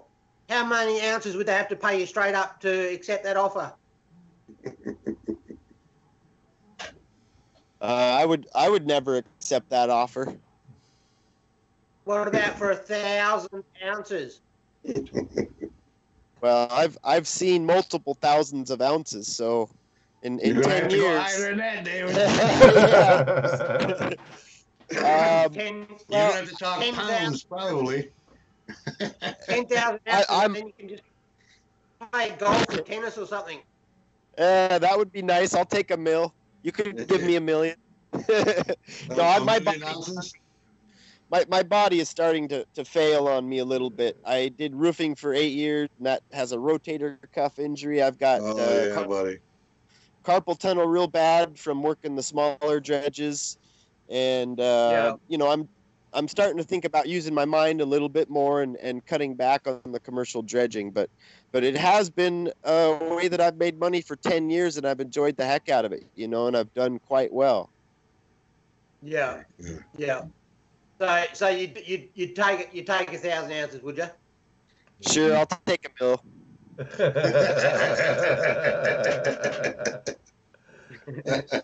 know how you feel. I know how you feel. I don't know. I don't know what my number would be. Anyway, I'll let someone else call in. Sorry I didn't catch the whole show, but Hey, we're happy you're here, man. We're just happy to see you, David. That's all, brother. Buddy. Nice to see you. Yeah, buddy. I'll try to put my Wednesdays aside. It's actually your Tuesday night is Wednesday here. Yeah, right. Your Wednesday morning. For our caller, what's the biggest ripper you pulled out of the ground? Oh man, like you're talking to the wrong person. I'm in Australia, but where I am in Tasmania, the gold's not big, so a couple of grams is as big as I've got. But on the mainland, they get real big ones, as you probably know. Yeah, that's one thing I'd really like to do is come to your country and swing a mine lab. Yeah, for sure, man. Yeah, you hear stories all the time. People just getting massive nuggets, you know. Like Right. Obviously getting harder and harder to find, but the detectors are getting better too. They go so deep now. Oh yeah. Like Kelly do. Yeah, like I think that new mine lab, the 7,000 goes 2 meters or something. That's pretty deep. Deeper than a hole I would like to dig. It better be a big old nugget. It better be a big one. Yeah, imagine digging it that deep and it being a beer can or something. No, you just call. Yeah. I when would dig a couple meters for a piece as big as a beer can, especially if it was a Foster's. I dug 6 inches deep this weekend for a fish hook you could catch a little bluegill on. Nice. Now, David, when you were on the mainland, what was the biggest nugget you dug up? When you were over there swinging? It was not big. I was only there for a couple of weeks. I think it wasn't even a gram. Huh. It was 0.7 of a gram or something. So yeah, like very disappointing. But yeah, I haven't really got the detector to get down deep though. Mine's more for the real little stuff and going underwater. Right. There you go. But Western Australia, I went to Victoria. I live in Tasmania, which is an island. But Western Australia is renowned for big nuggets. I'd like to go there one day and give it a go. Oh yeah, I didn't catch that. Tasmania. Okay. Yeah, I'm in Tassie. It's very, very fine gold here. Mainly like panning stuff in the rivers and that. It's very, very rare anyway. Being decent. Anyhow, guys, I'll let you go. David? Thanks, David. Thanks for calling in, buddy. Yes, sir. Thanks for calling in, bro. Yeah. Don't be a stranger, buddy. I don't know how to hang up. You're stuck with us, brother. Yeah. Our good friend David Buckle from Tasmania, always a treat when he calls. Yep. He found the button. Was that your wife I heard in the background, Kevin? Most likely, yeah. He's a man. He didn't, it's selective hearing. Well, we don't want him to be out in the igloo with the. We want him to be able to come back, so we should let him go. And we want him to be able to come back without the better half saying, "Last time you were on there." Kevin, it was great having you on. Thank you for the time you've given us, my friend. And yeah, I'd love to be back on again. Yeah, I would love to have you back and get some more stories. Yeah. Learn a little bit more about you. We'll try to stay off politics as much. Yeah, and stay on the gold. Yeah. Stay on the gold. Oh, well, we have another caller. Okay, let's do it. Hey, what's your name? Where are you calling from, mysterious caller? Hey, this is Ronald from Minnesota. What's up, Ronald from Minnesota? Hey, what's going on? How you doing? What's up, Ronald? I'm doing good, thank you, and thanks for the show. Great guest there, man. What a great guy. No, just think we're going to get him back again. Oh, wow. And then he's going to be doing some more dredging and showing them YouTube videos, I guess, right? No. No? He doesn't Oh, you don't do the videos? Okay. He used to. That's too much work, man. My old videos, I could probably make them public again. I went under the name. I like that. You know, you tell, you know, the old fish story. You know, oh, I caught one this big. You know, and then there's a lot of gold up here, and then but you can't see any of it. No, I'm just kidding. I'm just playing. Hey, no, but thank you, Ed, for that mini or micro dream mat, however you want to say it. It's micro mat. Micro mat. I tell you, that thing, it's amazing for the banjo pan. That thing really does catch gold. I was like shocked. Right on. You have a question for Kevin? I wanted to know, what would you recommend for somebody maybe starting out, gonna maybe test some dredging? What would you think about what size I should start with to begin with? Would a 2-inch be too small? Would a 4-inch be a way to go, or would that be too big? I don't know. The largest size dredge that you can operate for as much time as you can operate it for. A 2-inch dredge, you're just going to be moving too many rocks. I got to be honest. Okay. The You larger move a lot of rocks with a 2-inch. Okay. That's why I use a steel rig. rock that you got to move. You know, it's all about yardage and moving material fast in order to get to the pay layer. And a lot of times in the rivers and streams, it's concentrated. And then after a storm, it will get reconcentrated in the same areas. Okay. So you're sometimes having to go through 3 to 10 feet of overburden. But, you know, what I'm doing in the ocean here, it's a lot easier. Up in Nome, geographically, all the gold they think has come from Glacier Till. And it's been distributed in the ocean. And the interesting thing about Nome is that normally you don't have to go through more than 3 feet of overburden to get to your pay layer. So it's a very classified zone of gold, and it can be very rich. All right. So now Ed and Jesse and Dano, you guys are there in No Tellin' Creek there, in kind of a mid-east location. That's about as far as I'm going to go. But anyway, what would you say, a 4-inch or 6-inch? Or is there a 4-inch? I don't know. Well, there's in Ohio, you're allowed up to a 4-inch. In Michigan, what, up to a 6-inch? No. Okay. Indiana is Indiana. 5-inch. 5-inch. Okay. So, Minnesota, I don't know what they allow you in Minnesota. I'd love to get another No, Minnesota, they don't allow 4-inch. dredging. Oh, they don't allow dredging at all in Minnesota. Right. I know, no power equipment on the streams at all. See, so, there you go. It's all different. I think that's what Kevin was heading towards earlier. Right. Oh yeah. In Ohio though, like what would you 4-inch. recommend? 4 inches in Ohio. I guess there's a difference too, though. If you're going to make money, you know, you want the biggest dredge you can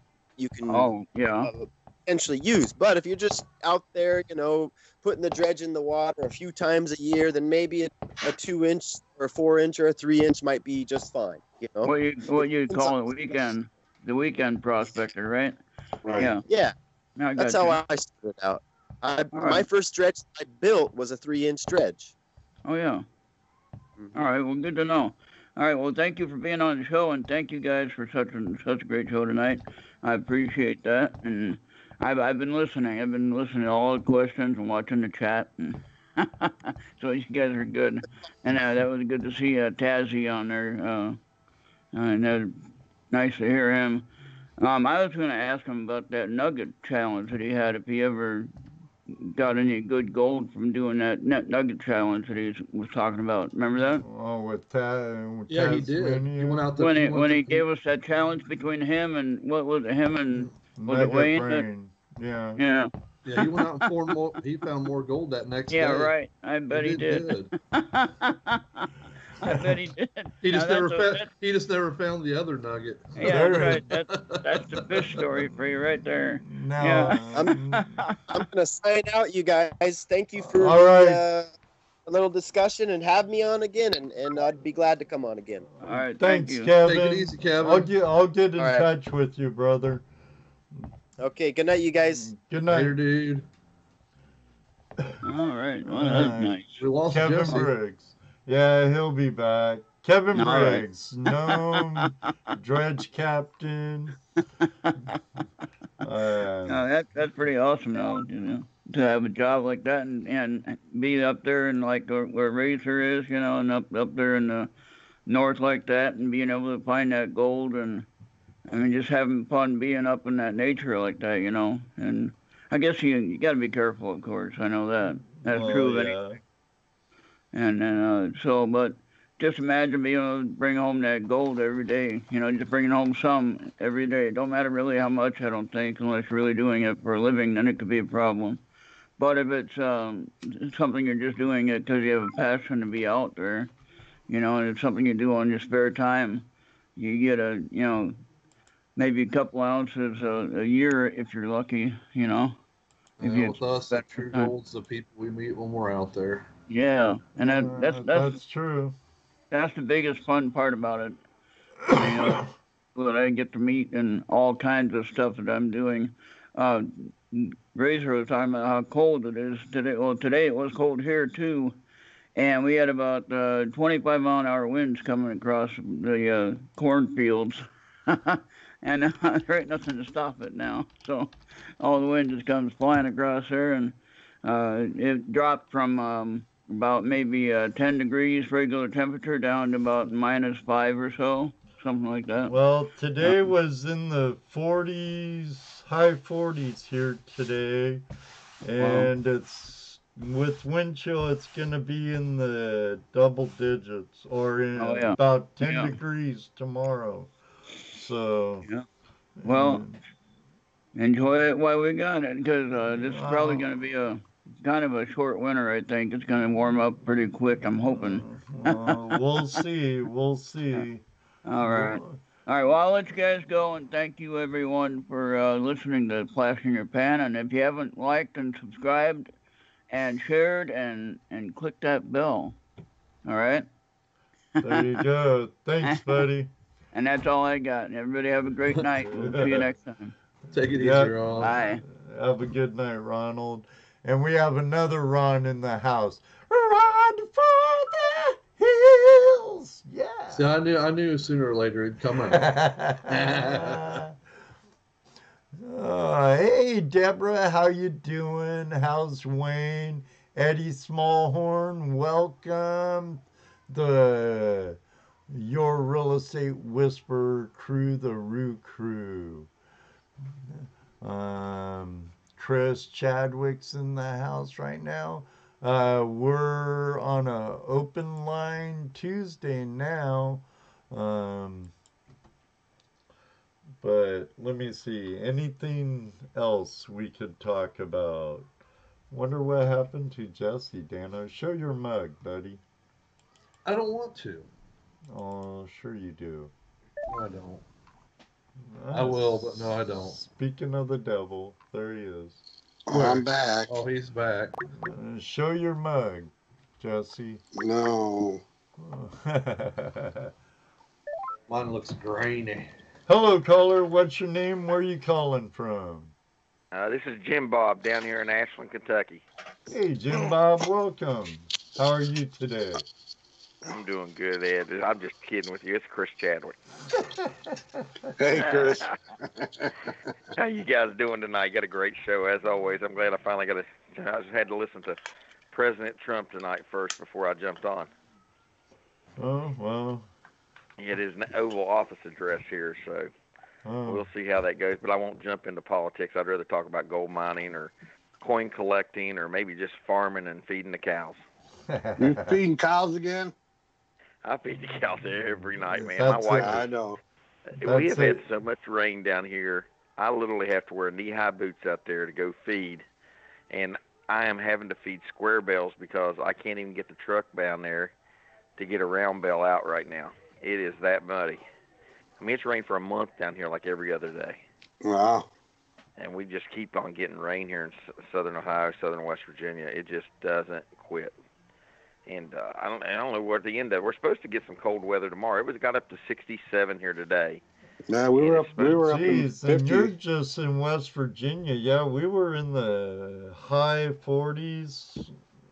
Yeah, we got up to 51 today. It literally got to T-shirt weather today, and I told my wife, I said I should have not worked. I said I should have been out in the stream, having some fun, digging around and running the high banker at least. And I didn't. We had real nice weather the day before too, but we had a nice weekend down here.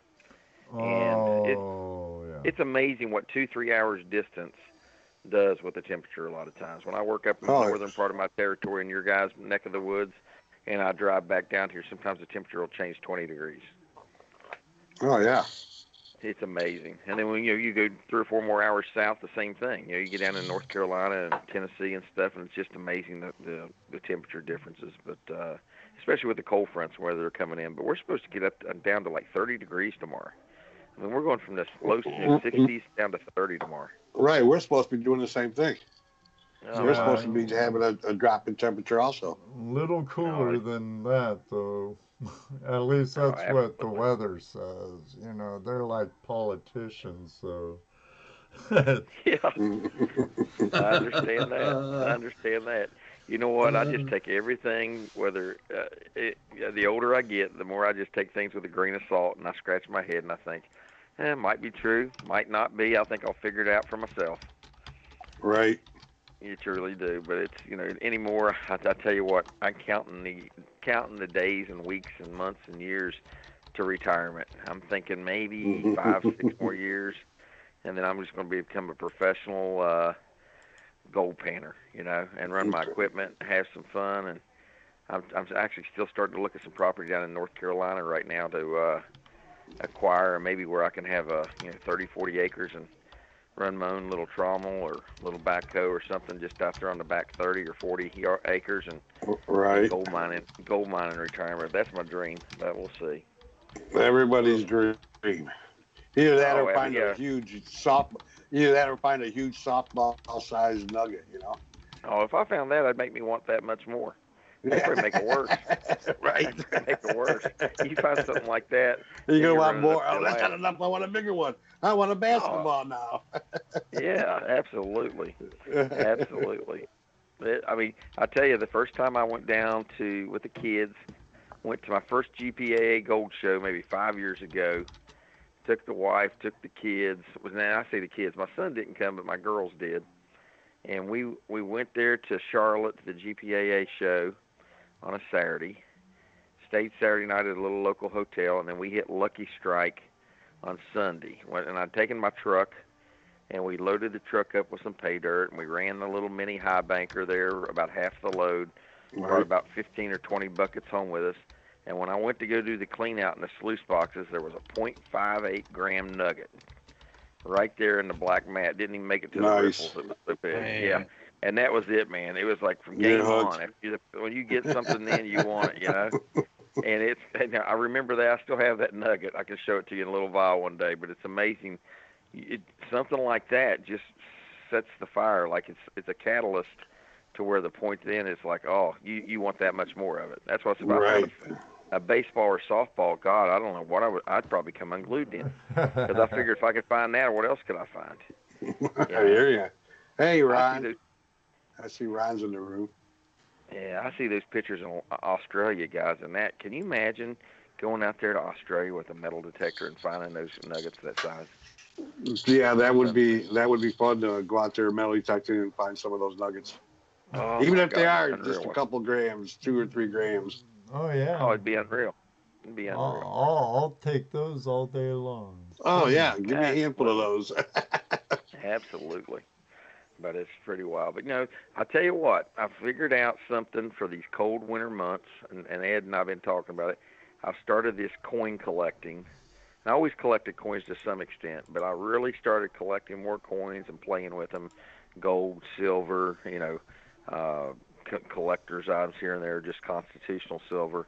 And, it's kind of neat that when you're indoors and the weather's not as good and you can't get out here and prospect and do what we normally do, it's a pretty neat hobby, and you're still fooling with precious minerals. gold and silver and stuff. And I've gotten the bug for it a little bit lately. It's funny you say that because I'm kind of getting there myself in the sense that I have a little bit of a coin collection. It was my wife's dad's collection. Oh, yeah. You got some really old coins in there. A lot of silver, some silver certificates, some red stamp ones. But I've been watching on YouTube too, like Silver Seekers and I watched Silver Seeker the other day. That was that guy bought those coin rolls hunts and searches. He bought 11 of those boxes of 50-cent halves off that one guy, and he opened 4 last night. I got to open some more next weekend. But it's $300 to buy a box of those, and he bought a $100 set too. He spent $3,400 in one night. And that guy was on there for 8 hours live on YouTube. Yeah, I saw that. It was 7 hours and some on there. I saw that. Oh my God! Oh, I didn't watch it, but I threw him $25 and won a really nice silver, constitutional silver, like a Washington George Booker something. Well, you have to remember too, he's not really spending that money. Oh yeah, absolutely. Well, I think I broke even. I mean, because he's buying. Well, look, if you're buying the box of coins, right? You go through it. You pull out the rolls. Right. You pull out the few silvers that you find in there. Yeah, or the NIS back. And then you take that, what you got there, and turn them back in and go get some more. Yeah. So you're not really, so you're not really spending the money. You're kind of just rotating it, exchanging. Well, what this guy does, you don't keep the $half. You actually get a pull and draw, at different levels out of his thing, and then these guys win these big 2-ounce and 5-ounce rounds. I mean, you end up getting a good part of your money back. The guy does make something on it, and a lot of it goes back, like Ed said, to his channel and to keep things going and stuff. But it was very entertaining. That one went too long. I was thinking of not for YouTube, but for yourself if you were doing something like that. The cost of it really isn't. The cost of it really isn't that much when you think about exchanging. If you're doing it yourself, you get your same money right back. You're just changing and doing it. It's a nice hobby to search and look through it. Well, at the same time, you're like you said, you're finding good coins. You're finding silver. But I've actually spent those guys' money twice on there that were doing those, and both times I've either broke even or made a little bit of money, which is probably not the common thing that happens.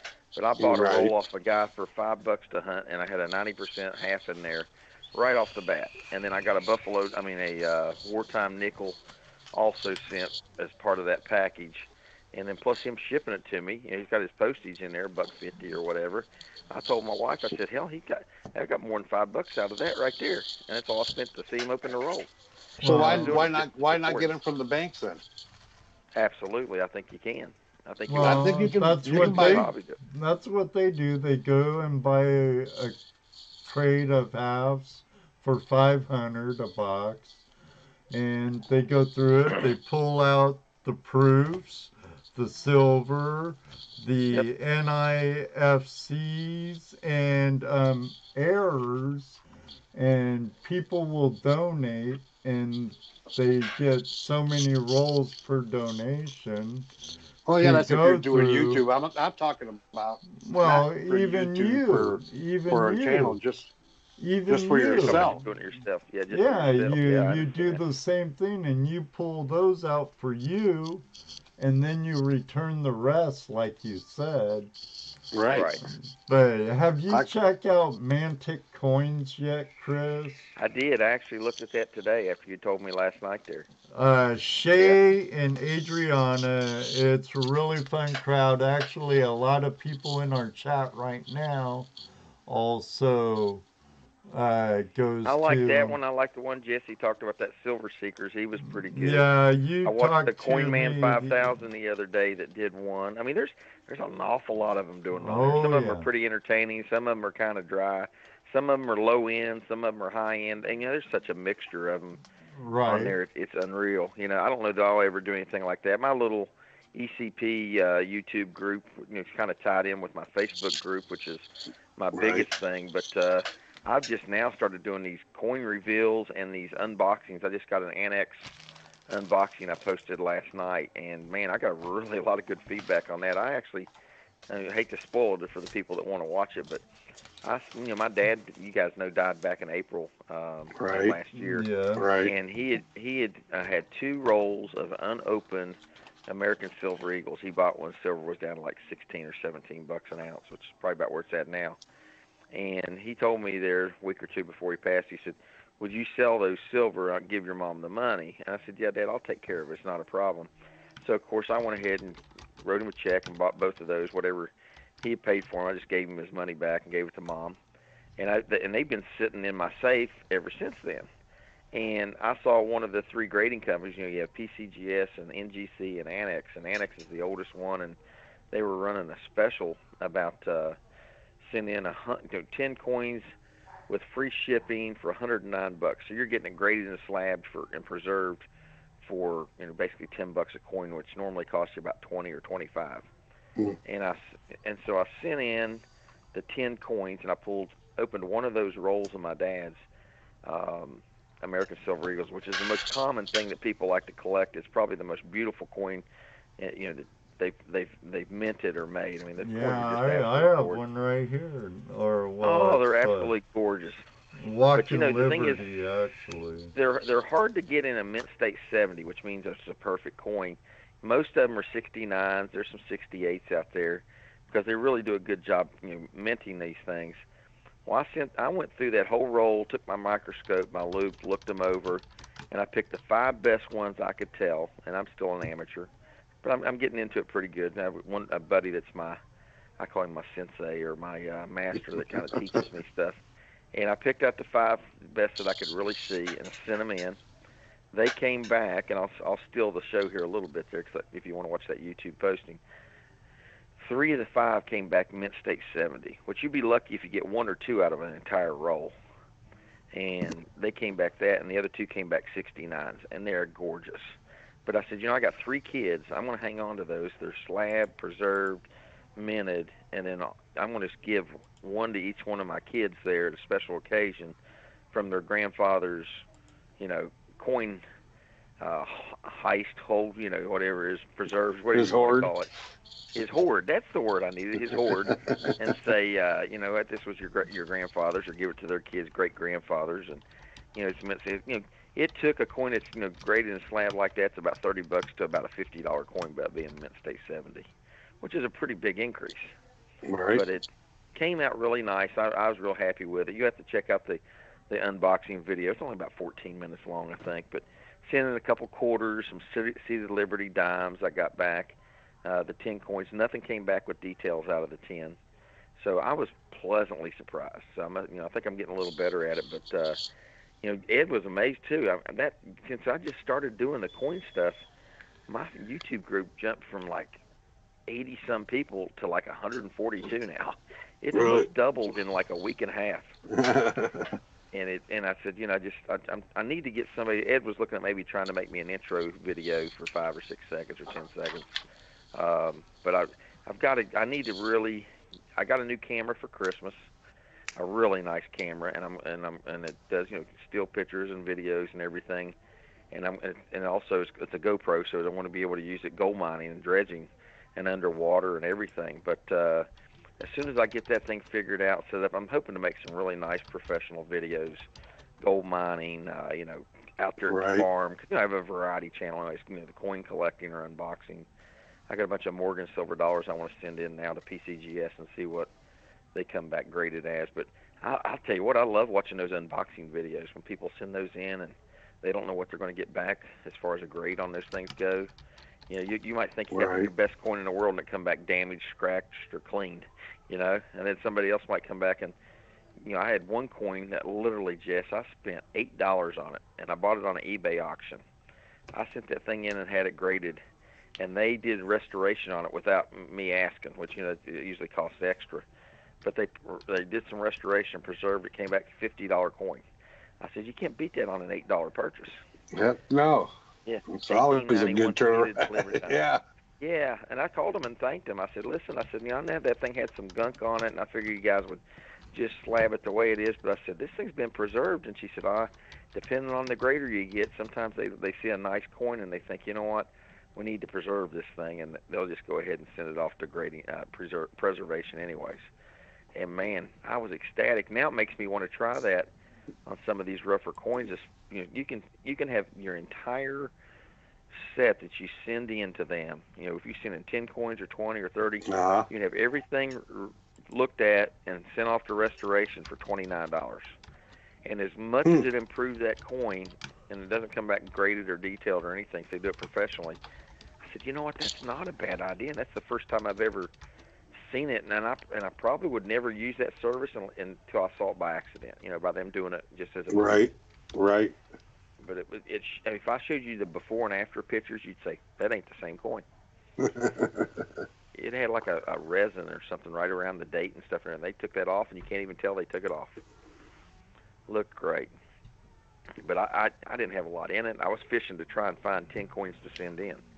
I didn't have 10 that I really wanted to do, and I threw that one in there because there's a nice coin that came back like extra fine 40, which is a pretty tag-on good grade for a coin 125 years old. Okay.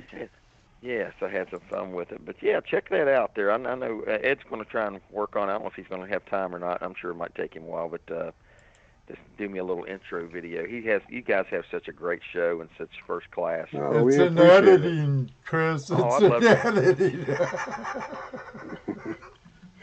It's that'll be your response from Ed. It's an editing. It's an editing. Hey, that's what you do. It's after that, put a little flash in your pans production on the bottom of the intro, and that way you get a little spiff out, a little. Of course. Little signature on there. Yeah, a little promo on it. You'll be able to remind everybody sees that. Who made that video? Then you'll have 50 people calling, wanting to make intro videos for him. Only for good friends, personal friends like you, brother. There you go. Well, I got something for you. I got a giveaway to send you. For that, I already promised you anyway, so I need to box that up and send it to you. You have to text me your address. I don't see a sticker up there for you anywhere. Huh. Hey, I have stickers ordered, believe that or not. It's funny you say that. I got an email from Vistaprint today. I got 20 East Coast Prospecting 3x4, I guess they're about index card size, stickers coming. And I'm trying it out. I'm see if I like it or not. Well, I'm trying to fill this board here. You need to send us 3. Yeah, we'll try them out for you. Dano and Ed. We'll try them out for you. We'll approve them. I'll tell you what I'm going to do. I'm going to send you a picture of the sticker right now, Ed. See on Messenger. And if it's Ed in the Shed approved, it's number 1. Yeah, let me know. Oh, brother. You have permission to. Well, I think I did already send it to you. There it is. Yeah, you did. Yeah. So if you like, that goes. You like that. Anybody else out there has got stickers want to see it on the board back there? I'll take them. Yeah. I mean, you end up with what? Maybe $1 a piece or less in those. That's not a bad deal. To send one of that, you get a lot of press and PR out of it and stuff. I think. Hey, it looked cool. I'm happy. I don't know how much PR you get or press, but it looked cool. There you go. Hey, better than the cookie jars I had. The cookie jars instead of up here. That's funny. That's funny. Here you go. I sent you one there, Jess. If you want to send us any stickers, just contact me. I'll send you the mailing address, and we'll make sure. Yeah, once you do that, and Dano I'll and do. Jesse gets them. I'll send you 3 stickers, and I want to send you one of those crystallized silver nuggets to give away on your show.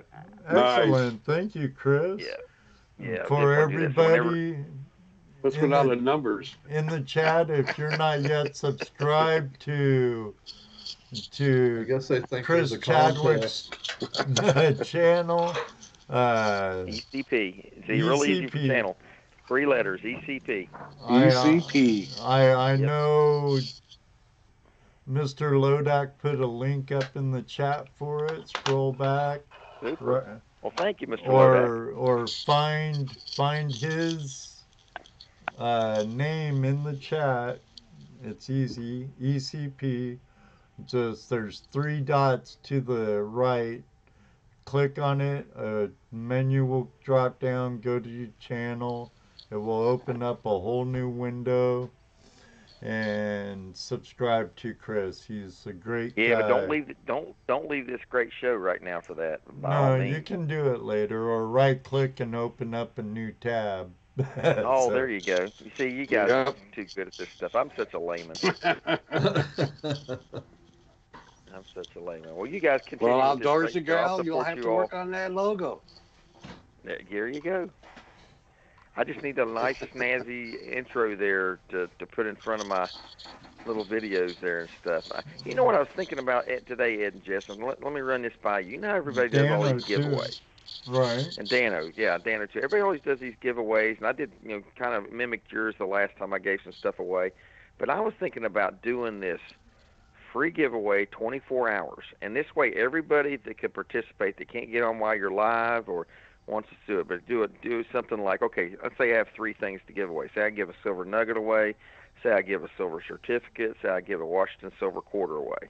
And this is what I was thinking. And I'm thinking, you know what? All you have to do, like and subscribe. So obviously you have to be subscribed. And then you put entered, like I do on my Facebook group. And you put in the comments entered, and maybe what you like about the channel or whatever, or, the case might be, and then I can go back and reply to each one and number it 1 through whatever, and then I can just go ahead 24 hours later and do the same random number draw live, and that way I get a whole lot more people to participate. No one has to worry about a lag, because the lag is what kills a lot of people on YouTube. Is they sit there answering, but they're lagging 5 seconds. A lot of times they'll have it on top chat and not live chat. Not live chat. And by default, the chat room goes to top chat. So you tell them to go live, and your chat is what counts. Now, if you're were you talking about our claimant prize where we had a comment claim it? Well, not with yours. I'm just thinking for me, because I don't go live that often. But for me, I just want to give something away on the thing. I want to promote the channel. I'm thinking I could start that and say, okay, if I do it at 8 o'clock tonight, by 8 o'clock tomorrow, if you've commented, you're entered. Because a lot of people miss the live chats a lot of times. I can send you a link that will take you to a page for drawing on a specific video's comments. Okay. And then you can filter out double comments, so it only picks up 1 comment from a particular person.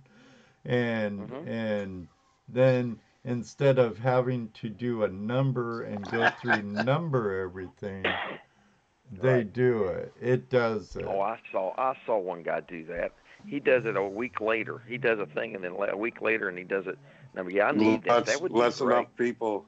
Yeah, let's enough people see the video. We've done that a couple of times now, like with our Christmas giveaway and stuff. That's a great idea. I just like to see her. My whole thing with my Facebook channel, my YouTube channel is, it's non-monetized. I'm always just trying to give away things for giggles and kicks, because I'm still fortunately working and have a decent enough job, and I don't have. I support my own channels and my own Facebook page and stuff, and I know how much time and money and energy you guys put with yours, and I do with mine, and fortunately, I've been able to keep mine going just because I've been fortunate enough to have a decent income coming in the household.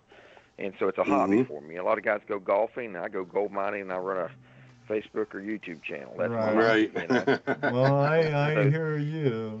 My lifestyle revolves around prospecting and what we do. And for my free time, I'm usually behind this thing working. But let me give you a word of advice or any new channel. Sure. Through my experiences, do not do giveaways to gain subs. Okay. Do not. You will not get the community you want. Do giveaways to reward those who have became part of your community. That's a good idea. Don't do it as a sub drive do it as a reward to your community. To existing people. Well, that makes perfect sense. I will definitely follow that advice. Because I've done it in the past, and you'll get a high influx of subs, but once that's gone, so are they. Yeah, they're not loyal. I can see that. Where you want to reward the ones that are there every time you're live, or comment on a video when you put it out, who become part of the community, who you learn to know through live chat and watching their videos, and it actually becomes a cohesive family. And I have to really say, a lot of my friends here in the Midwest, I would not know if it wasn't for my YouTube channel. Well, that's how I met you. You were videoing up at Belleville that time. Can you imagine being a subscriber and you come in and you watch the shows live and you hear all the time and you throw a contest out there and the person that wins is never here or hardly ever here, doesn't really, so that's why we don't do a lot of giveaways.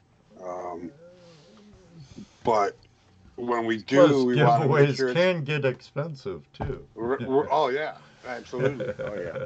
Well, the thing is, people don't understand. Even if you give something away, like the items I just mentioned, the postage eats you up. It's amazing. I mean, like, when I send out, pay dirt from one of my trips or concentrates or something, and I've sent, you're turning around, you got $7-8 sending it to somebody right off the bat, and that ain't counting your time and effort and whatever gold's in it, the whole 9 yards, and any extras you add to it too. That's right, Patrick. You need to be here more often. No doubt, Patrick. Yeah, I'm reading that. I see that now. That's too funny. But and that's another thing too, especially people that do these live shows. One of the things that I've noticed is some of the live shows that I go to, there's no interaction between the chat room and the person that's talking. Sometimes they'll stop and read some of the comments, but they don't really acknowledge them. They might acknowledge one person. We try to acknowledge everybody that's in here and respond to their comments, Well, yeah. Because I've been on some of these places where you write a comment, they're not even paying attention to what you're saying, what you're asking, so you lose interest in it. I mean, that's me, anyways. So that's one of the reasons we like to chat with the chat room. Well, they're our friends, they're our viewers. Right. They are why we're here in the first place. They are the show, yes. So look, like Ray Russo, he says, I'm a schmuck. Okay, we know, but we still love you. That's right.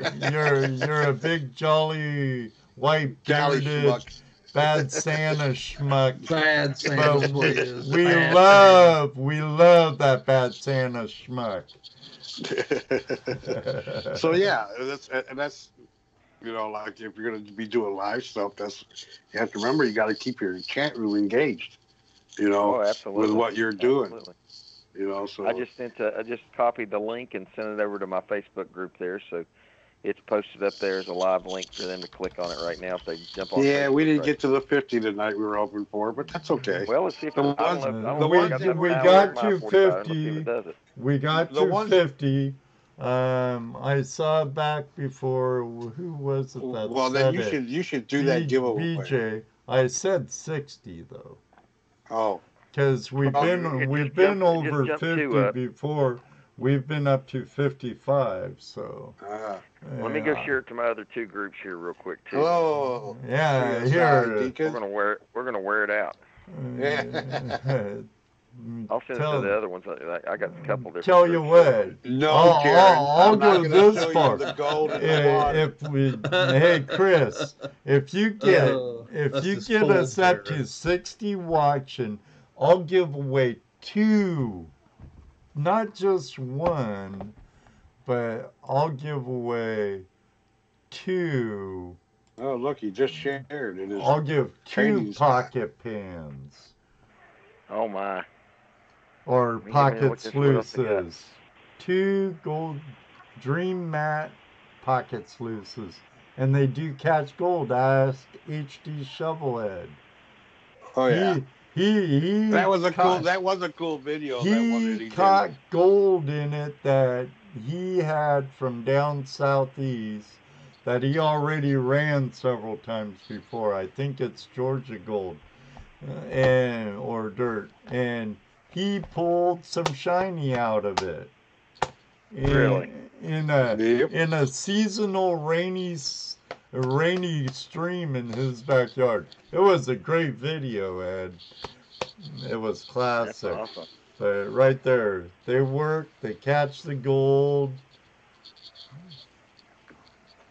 That's too wild. Let's see, I forgot. I have another group here. I forgot about Midwest Prospectors. That would be a good one. Oh, yeah, right. There you go, yeah. Yeah, that's right in our neck of the woods. Tell them get in here. Is it going up any yet? We're only 19 shy. Ray says them little sluices could help a person with the Nugget Brain challenge. When it becomes a poop sluice. Run it straight through, right? You haven't heard the Nugget Brain challenge, have you, Chris? I have not. Actually, I'm surprised Wayne didn't call in and ask Kevin to do the Nugget Brain challenge. But the Nugget Brain challenge is to swallow a nugget, at least a gram. At least a gram, 2 grams. And then I would go after, the bigger the better, actually, but too big, that might hurt. But yeah, easier to find. Easier to find. Now, after you defecate, you got to pan it out, wash it out, and re-swallow it. Oh, no way. For 30 days. For a month. For 30 days. Wayne Nugget Brain Peterson did it for a month and a half. Patrick Moore says, do it with blast silver. No way. And David Buckle did it and's been finding more gold ever since. Oh man, I think that one. I think that one's out of my league. I don't think I can do it. Yeah, I agree with you, Shaw. I think I'm going to pass on that one. That one right there. If it involves feces, you can count me out. I deal with enough cow shit every day that I don't need. That's something you tell a 17, 18-year-old. Learning the ropes. Yeah, a young greenhorn. Here, right. Take this nugget, swallow it, pan it out, again and again and again for 30 days if you want to find gold. I wonder if that's kind of really like a miner's play, like you do in the trade. Go get some prop wash? Yeah, or go to the shop and grab some level fluid. Right. Yeah, I don't think I'm making any impact here. I think everybody's asleep. They finished watching Donald Trump and the Democrats and they went to bed. It came up a little. For like Bob is watching Oak Island. No, Oak Island. Hey, Prospector Josh is here. There you go. Sorry.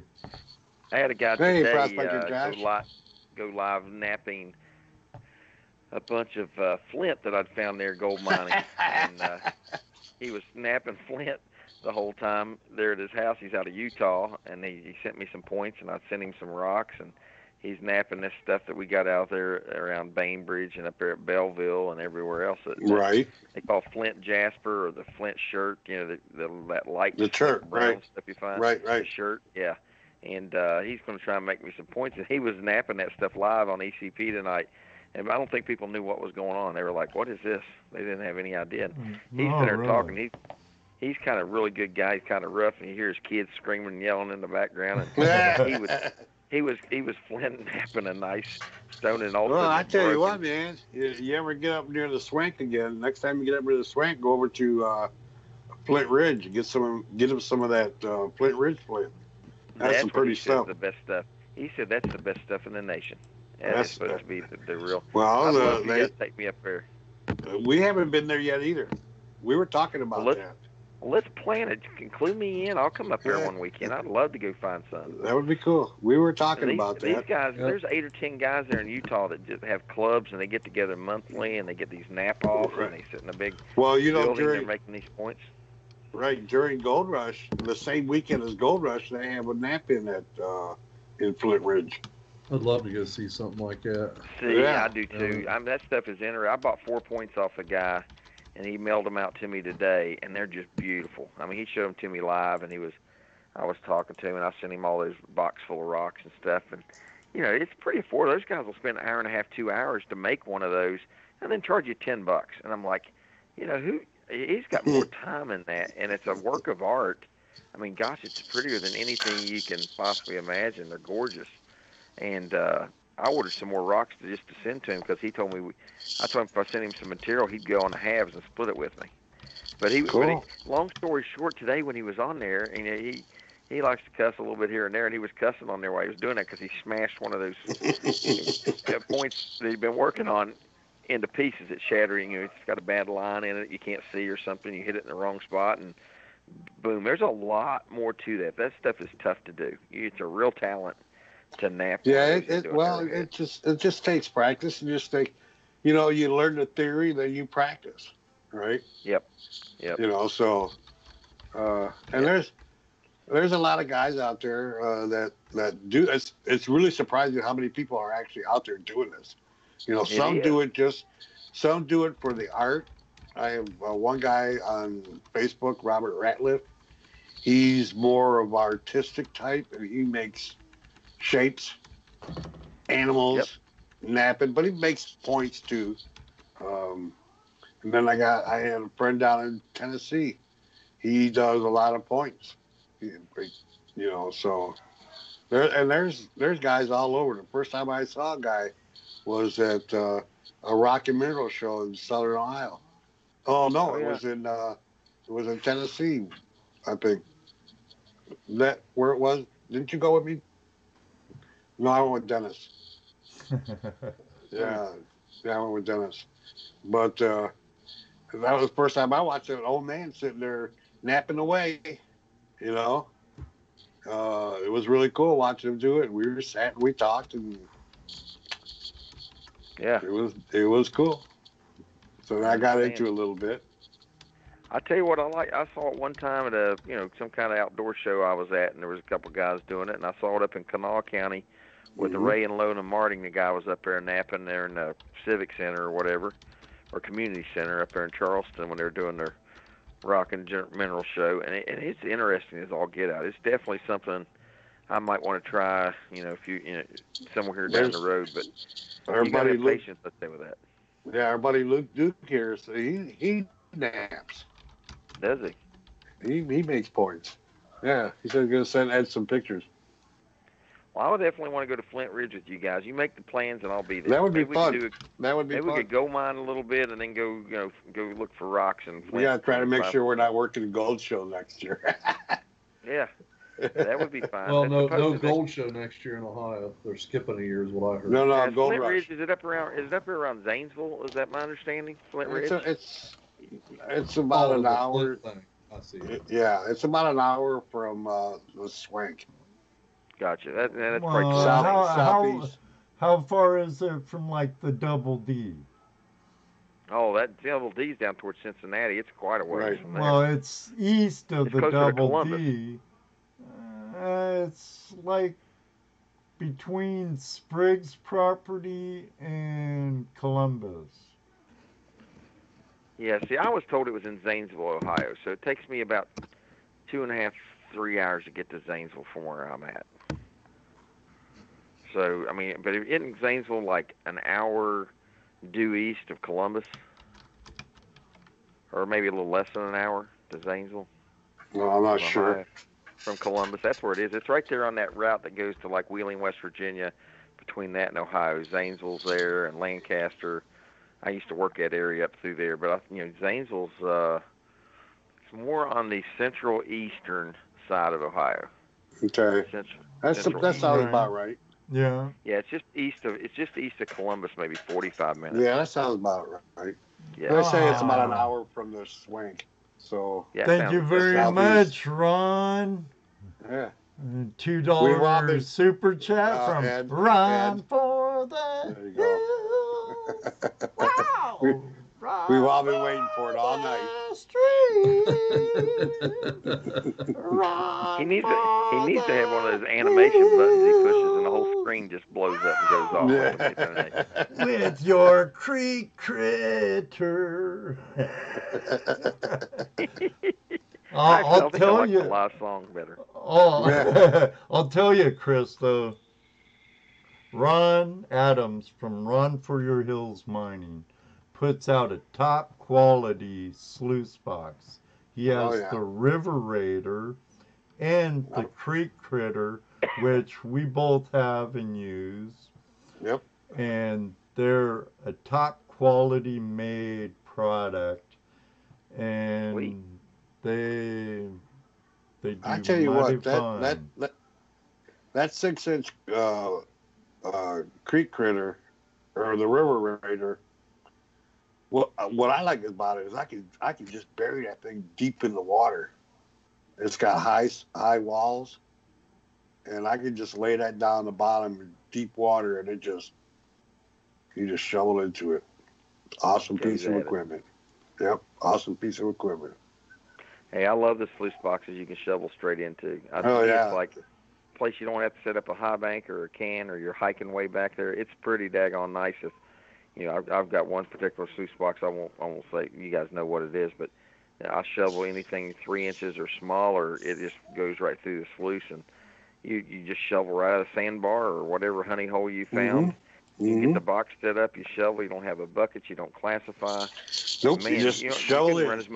run as much as a high banker. I did really pretty good last time I ran the creek or the River Raider over at No Tell'em Creek in Indiana. But you were at No Tell'em Creek. Yes. Well, I have to try that River Raider out. Yeah, well, I'm sure Jesse could bring his River Raider. You have the Creek Critter too. I have the Creek Critter. Next time we see you at Gold Rush or Fossick or down at the Double D or something.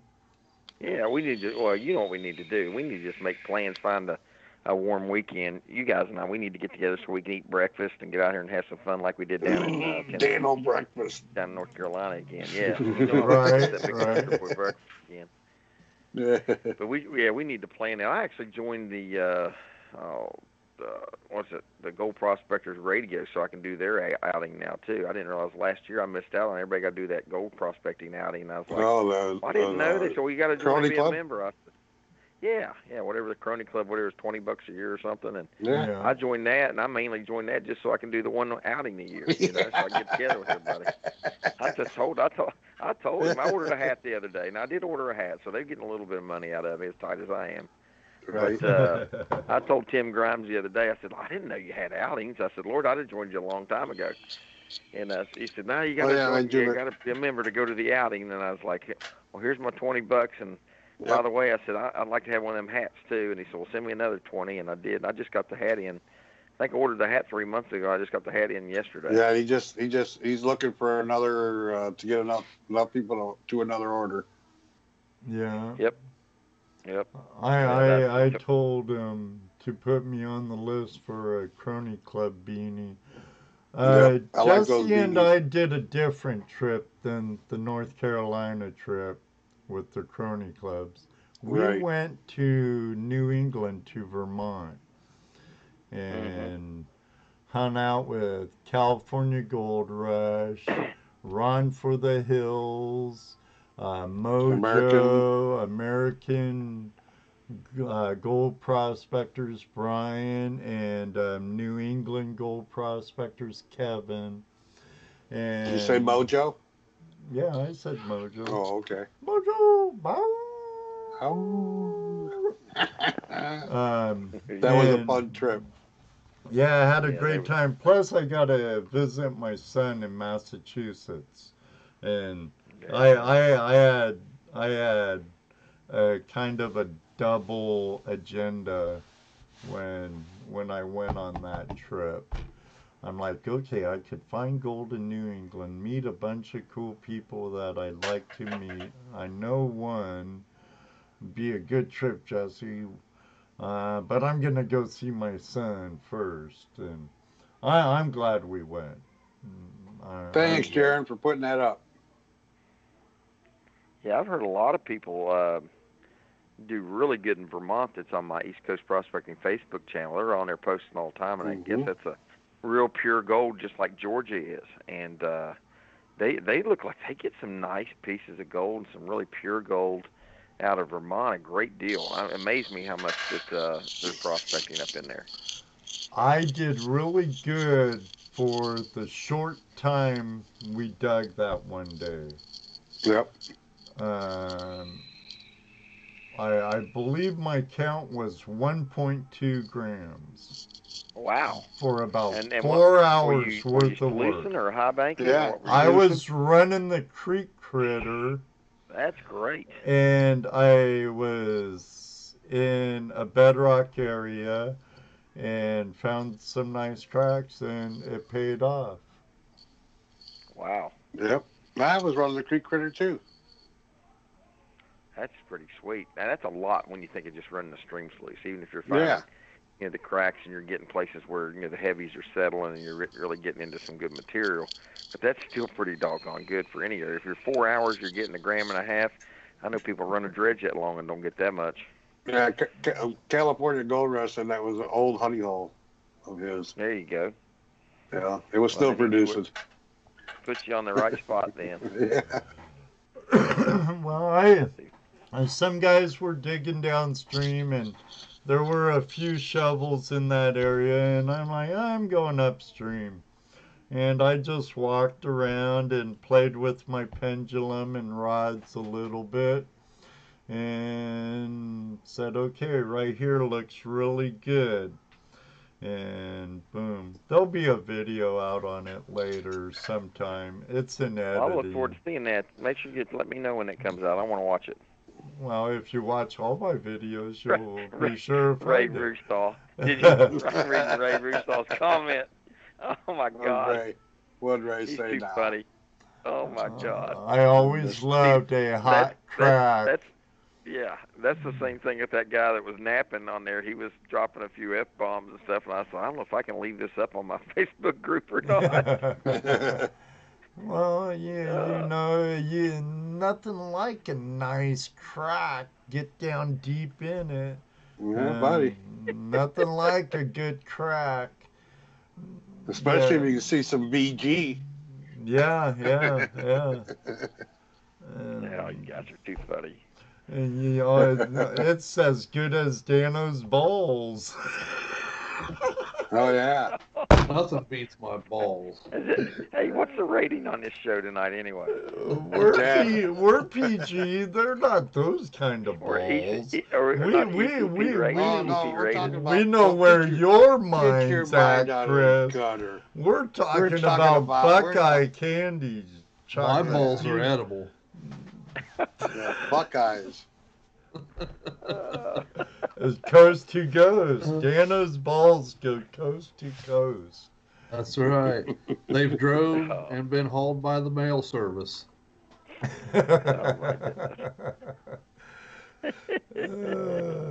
Delicious balls. Oh my God. You see People are what wanting the secret to my balls. Brian posted. Check out Dano's delicious balls on YouTube. YouTube channel. There you go, Dano. Make a whole new channel dedicated to your balls. Cooking with Dano. That's too funny. We're slipping. Well, guys, I'm sure somebody else wants to jump on here tonight before you guys want to listen to my big fat butt. But yeah, we need to get together sometime this summer and do some kind of little. Definitely. Well, let's just make it the spring. I've already got the fever now. Yeah, we've been thinking about putting something together for the summer. That for a weekend. For the flash you know in what your we could pan do? Here's family. an idea. Here's a good idea, Ed and Jess. How Let's about see. we do a combo outing, flash in your pan ECP outing, East Coast Prospecting outing. No, we could do that. Yeah. And then we get both memberships. We get my big Facebook membership, your big YouTube membership, and we just plan a weekend outing somewhere, and we can do one together. Maybe we can get 20 or 30 people out there and have some fun. You never know. I might bring a plate full of my balls to it. How far is a commute for you to like Greensburg, Indiana? Yeah, I was just thinking the same thing. Well, how far from Cincinnati is it? About an hour. Probably 3.5, 4 hours. About the same for me. Yeah. Yep. Same here. I can get to the Indiana border in about 3 hours or less. I can get to Greensburg in about an hour. Yeah. Are we thinking Hook? I was thinking Hookmeisters. Yes, what was that? Prospecting and outdoors. Yeah, that'd be fine. Hey guys, believe this or not, as much as I've prospected everywhere under the sun, just like you guys have, I've never panned dirt in Indiana yet. Really? Oh, we should do that then. That's not a bad idea. That's a great idea. But I don't want to do it. I don't want to do it during another event time. No. I want it only event be our event. Right. Yep. Well, we could promote the heck out of it between your YouTube and my Facebook. We could I bet you we could get a pretty good turnout. People have been bugging me for 2 years to do an ECP outing, and I've just said, Are they going to want to travel that far? Well, yeah, they're going to have to, aren't they? I'm sure I we got could people get from some. Indiana in that group, in Ohio, and well, there you go. Yeah. I think you probably, I got 4,500 members, so I think you could probably, if we're only looking at getting 20, 30 people out there, you'd probably be okay. Is it a big enough place to have, a dozen or more campers? We will have to check into that. Yeah. I mean, that'd be the question: is if it gets too big or not? That one place, it would depend on the vehicle to get to it. There's enough room in that area, but if it just got rained on and stuff, it might be a little hill where you slip and slide a little. But I would say 4-wheel drivers. Well, I bet you I could get my pop-up back there. Yeah, you think? Oh, yeah. Well, let me ask you this question. What about 50-50? What about if we actually went down there to where we got together the last time OSPA, what's the place we went out before, guys, in North Carolina? Vane Mountain. Vane Mountain. Yeah, would Vane Mountain let us do an outing like they did OSPA? Well, see, I don't know. Now you're talking about a larger cost. Yeah, that. I thought everybody just paid like $20 themselves for the week. Yeah. But that it was the deal they gave the OSPA. Deal. And then it's a 9-hour drive for me, which ain't bad. I've driven a lot farther. And yeah, so have I, but I've driven a lot farther for the weekend. Right. I guess we could talk to the community, both communities. We can talk to both communities. We could get our 4 heads together and come up with something. Well, you do have the Bill's place. He still does that for outings. It's not a huge spot there, but they're back behind his house there. Right. I saw him have outings there for the tri-state area chapter, and there was 8 or 10 people camping there. And I didn't know how big it was behind Bill. Yeah, Bill's got some room. He also has power hookup. You can get a small RV in there and stuff. Yep. And I'm sure we could talk to our friends over at OSPA who we have a very good relationship, and you're also a member of, about even doing it on one of their properties. Yeah, I think they did that once with was it Indiana's GPAA did. Yeah, we went to the Georgetown lease their time, was it a year ago or something? Yeah. Yep. Well, they got and a if lot of we, options there. Yeah. I wouldn't mind going to Indiana though. I'll be honest with you. I've never done Indiana. I would rather that to me. I think going to Hooks. And Hook, he has several properties. Right. Oh, okay, that's good to know. So it isn't just one property. And I'm sure if we get, well, we'll have to bring him in the loop, of course, anyway, if that's where we decide. And then he could, because I know he has properties that would be handicap accessible for like wounded warriors and stuff like that. Right. Oh, look who just showed up. Dan's over. Hey, Dan. He showed up a little while back. Well, he just showed up on my screen. Oh, okay. Doggone internet. Some things you get faster, some things I get faster. Right. It's just crazy. But yeah, go to the pit in Indiana. No, that's private. Do nothing there. I thought that pit was in Ohio. Is that one Dennis Dayton does, the pit? Yeah, that's in Indiana. Indiana. It's in Indiana. Oh, see, I thought it was in Ohio. We drove right past it Saturday. Yeah, because I believe you're right, Ed. Hook has quite a few different properties that we might be able to do something with. Let me ask you this, guys. I heard that there was a pit up there around Waverly, Ohio, that they've been getting some gold out of, almost like what that pit that Dennis is at, just north, right around Waverly and stuff. Have you all heard about that? Well, I tell you this, about any pit that runs gravel and not like Corey Crushstone, if they're running gravel, if they're running till gravels and river channel gravels, they're getting gold. Right. Or there is potential to get gold. We have a mutual friend that actually has set up sluices at gravel yards, gravel pits. Oh, I know. They did that one near the Spriggs claim. That one guy's running a sluice box on that one big gravel company there. I think they let him come in there and clean it out like on Sunday, once a week or something. And they talking about Lee? The gravel. I'm Are you not sure talking about Lee? It was. Ray was telling me about it. I'm not sure who it was. Oh, okay. Yeah, but he did one there. But there's a smaller gravel company back up from there. They buy their gravel for their outings and stuff.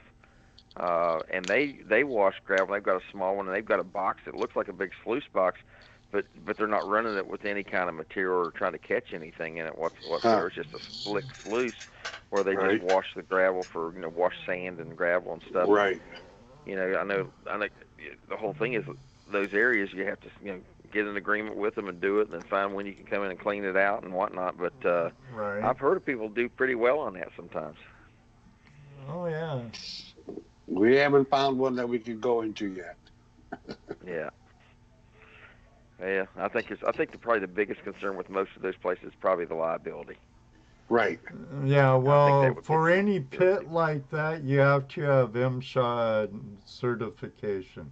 Right. Even at least a beginner's mining certification by MSHA, or they won't even allow you in. So. How about that? Did not know that. Learned something tonight. Yeah. So. Yep. Well, they do offer classes here and there that you can do that. Huh. We got to keep me on on that. Maybe that's something we could do together one weekend, one week. But you gotta re-up every year or recertify every year. Yeah. How expensive is it, Jess? Do you know? I got mine free last time. We got ours free. Yeah. We just had to drive the distance. Gotcha. Yeah, right. MSHA's easy. It's mostly just common sense safety stuff. That's right. It is a lot. It's a lot like OSHA bullshit. Or I've dealt with that OSHA. Beep. It's a lot of common sense stuff. But this day and age, I can understand why they teach it, because there's a lot of people out there without a lick of common sense, it seems like. Mm-hmm. Amen, brother. Amen to that. Yeah. There's the beep. I'm late. Yeah, self-censorship here. Well, Yeah. blankety blank, blank, blank. We're just slow on the button. Yeah. I didn't hear anything. You guys hear anything? I didn't hear anything. No. I hear nothing. I'm going to be all Schultz about that. There you go.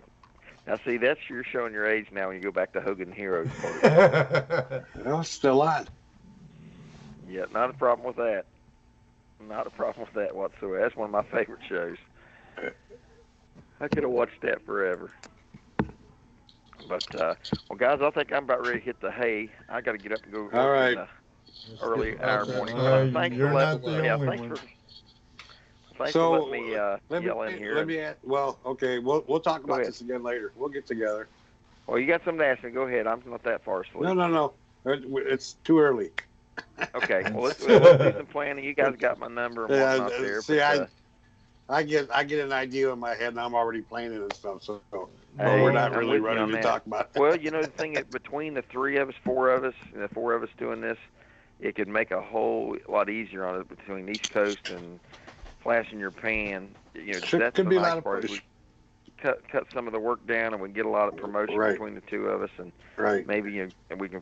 I can maybe get some donators if we need to or whatever, but maybe throw something in the kitty myself. But whatever we need to do, we can make it happen.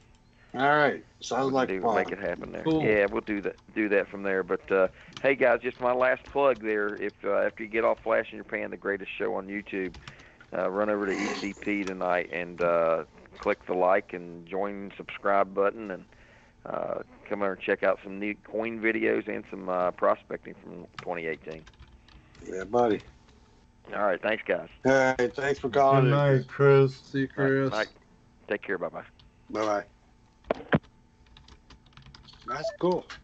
Yeah, we've been talking about it. Let's anyway make it already. for June. No.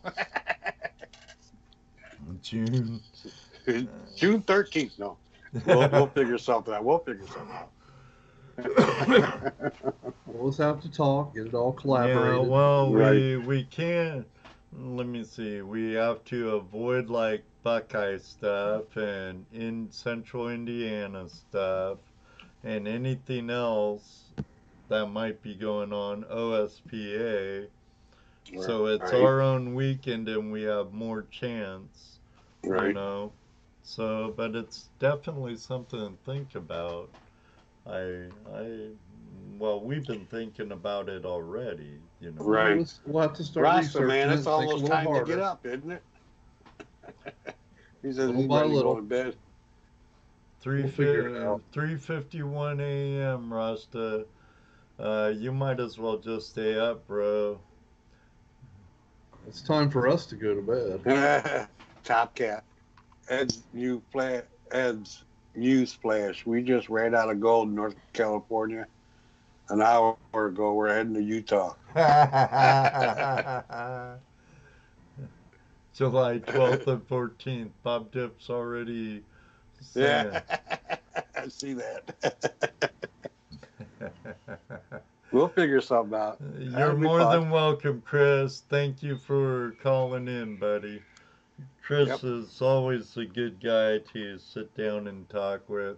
I liked him he was a great neighbor at Vane Mountain. Yep. I tell you what, Brian, if you were to come to this outing, you'd like the dredging there in Indiana. It'd be cool. It'd be right up your alley. I think you would. I think right up your alley, dude. There's bedrock areas. There's Hook has all kinds of properties available. Right. And there's some decent gold to be found for that area. That's why Bob wants it July 12th through the 14th, his birthday. Party for him, he says. There you go. There's the birthday party. I told Judy when I was leaving, just look at this trip this last weekend. That's my Christmas present. Love you. Bye. No, we have no gold here. No gold. No gold. Yes, there is gold there. Yes, Brian, there is gold there. At this place. Yeah, there's gold there. 5-inch. Yep, 5-inch. Hey, Bob, my dog was born on the 4th of July. Her name is Liberty. We can call her Libby.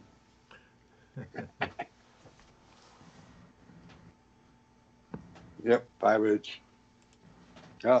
Luke Duke would probably show up to that outing. Well, he's from Indiana. He goes to Hookmeisters quite a bit. Right. Yep. Well, it's going on 11 o'clock, Ed. Well, it's time. It is, and I gotta wake up early. Dano has to wake up even earlier, and Might even be earlier yet. There's a chance I could have to go in at 1 o'clock. You can sleep in till your heart's content. Well, thanks for the compliment there, Ray. I don't know how much knowledge you could get from us, but, you know, being you are who you are. We can sure teach you a lot of bad habits, just like you teach us. Right. No, Brian. No permit needed. Permission only. Yep. No permit. Ray Russo, thank you very much, sir, but I think we glean from all of us. Yours, Outdoorsy Girls, Who's Ever Channel, Brian's, Adams, Dan's, Bob, Top Cat. California Gold Rush. I said Adam. Oh, you said Adam. And so many more, you know. But hey, we all learn from each other. Everybody learns a little something different and passes it on, and that's good. Share the knowledge. Mm-hmm. That's right. Well, everybody, thank you very much for joining us. We didn't hit the 60 mark, so we'll try next week. And next week, we better get it, because know why? Want to know who we're having next week? We're having a return guest, guys. Who's that? Jeff Williams. Jeff Williams. From AskJeffWilliams.com. So you know what he's going to say. Come on. Right. Come on. So come on. Let's go. Maybe we'll have Slim and his wife Lila with him. Maybe Bob Nevada says flash Jack. in the field. Now we're detecting you. I think he's calling you flash in the field. Well, you know, if you don't have a flash in your pan, may you always have a strong signal under your coil. That's right. May there be a beep to your sweep. A beep to your sweep. That's right. All right, everybody. 61. Hey, 61. Oh, 61 I see 55. likes. What, 55 likes? Yeah. Refresh. 61. I don't see Hey, likes. give one away. I only see watching now, but you said likes. You didn't say watching. You said likes. I said watching. You said likes. What about? Well, you had to have. Well, wait a minute. You had to have that many watching to get the like, didn't you? Yeah, but don't mean they're all at once.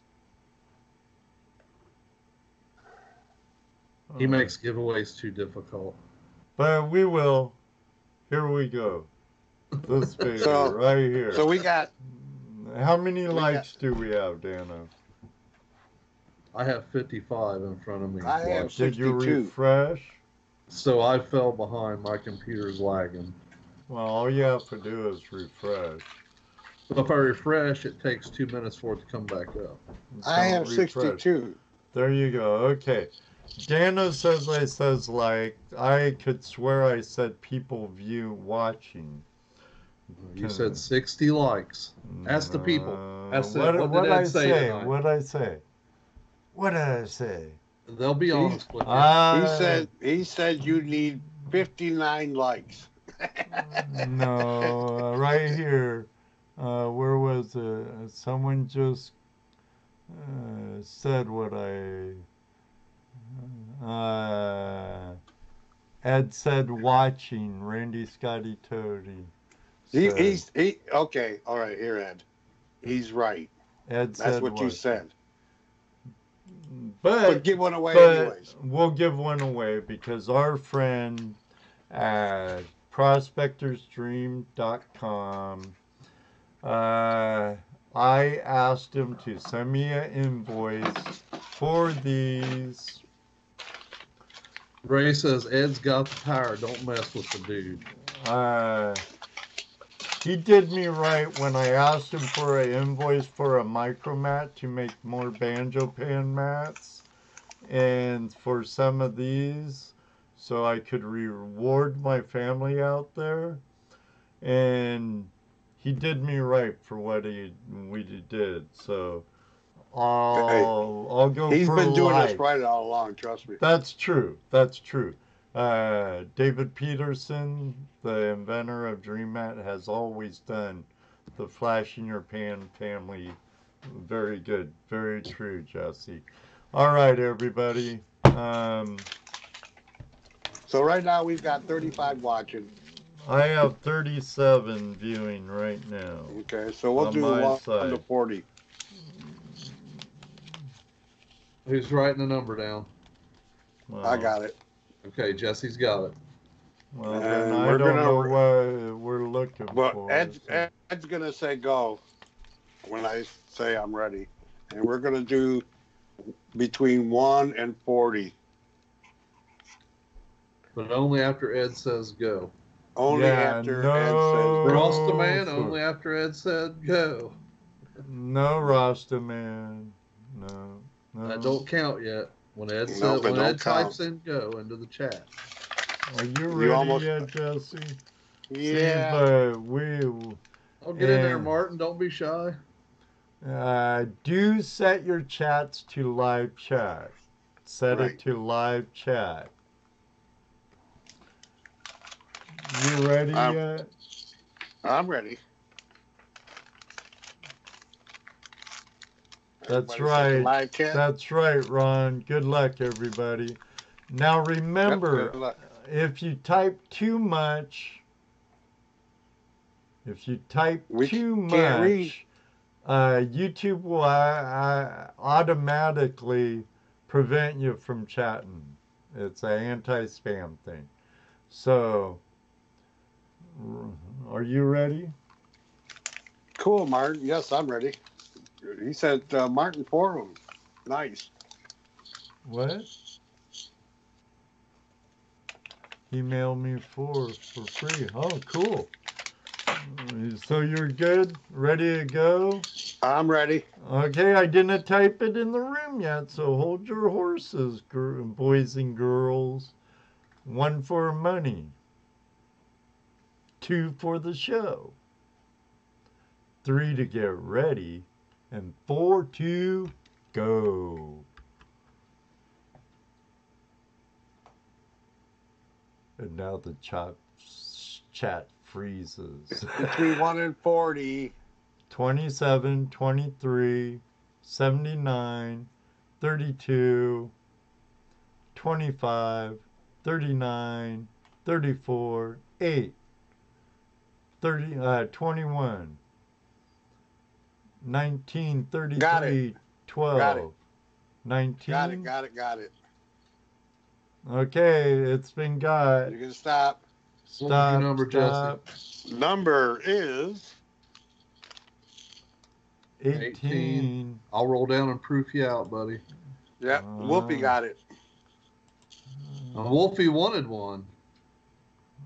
Yep, it's Wolfie too. Yep, it's Wolfie. Wolfie got it. Whoopie got it. He just said he'd like to have one of those, so. Everybody says that. Yeah, Whoopi got it. He was the first one to type in 18. Congratulations, Whoopi. Yep. Congratulations, Wolfie. See that? Yep. Okay. See, I proofed it down to be sure. Now Ed did too, so that's three eyes. Right above, between Brian's 3 and Brian's 2. Yep. That's it. Right the on, woods with Whoopi. Wolfie, send me your address. I'm sure I have it somewhere. I could send you some rocks with it that I've been promising you for 3 years now. I don't know if it's been that long, but it's been a while. I have them in a box right here, actually, too. Oh, that's gold. That ain't it. Oh, dropping my gold. Oh, dropping my nuggets now. Oh, no. See here, Wolfie, I even got some rocks for you. Ooh. I started tumbling some, and a nice fossil one too, buddy. What are those, Dano? A brachniopod? Brachiopod. And then there's 2 tumbled ones you could do some lapidary work on. And then some non-tumbled. Whoopi says his address is on his About page. P.O. Okay, Wolfie. All right, in the woods with Wolfie. Sounds good, buddy. Glad he won that. All right, now it's time to go. Thank you, everybody, for joining us tonight. You guys make my week. I love spending my Tuesday nights with all of you out there and with my two of my best friends right here. And we're here because you're here. That's right. So hope to see you next week when we have Jeff Williams joining us. No, it's going to be a great show. It was a great show last time. That'll be fun. So I look forward to seeing you all here. We want to talk about how he does his treasure hunt. Thank you, Top Cat. Huh? Oh, treasure hunts, yeah. That'd be cool. Maybe that's something we can incorporate into our outing. Yeah. Treasure hunt would be cool. We could even have a metal detecting hunt, too. But, yet another something to do. Yeah, another. More work. You'll be cooking. Don't worry about it, Dano. We got your job covered. Well, you know what I'll be doing. I'll be making everybody fat like me. Cooks good. Never trust a skinny cook, so don't have me cook. I can harden some arteries, that's all I'll tell you. All right. All right, everybody. Thank you for joining us. YouTube had no involvement whatsoever in our giveaways. Brought to you by Dream Mat. Blaster, Gold Claw, GoldProspectorsSpace.com, and Prospectors, what?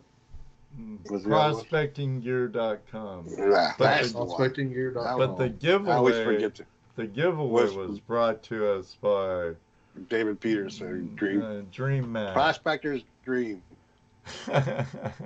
So thank you all very much. It humbles me to be with you every Tuesday night.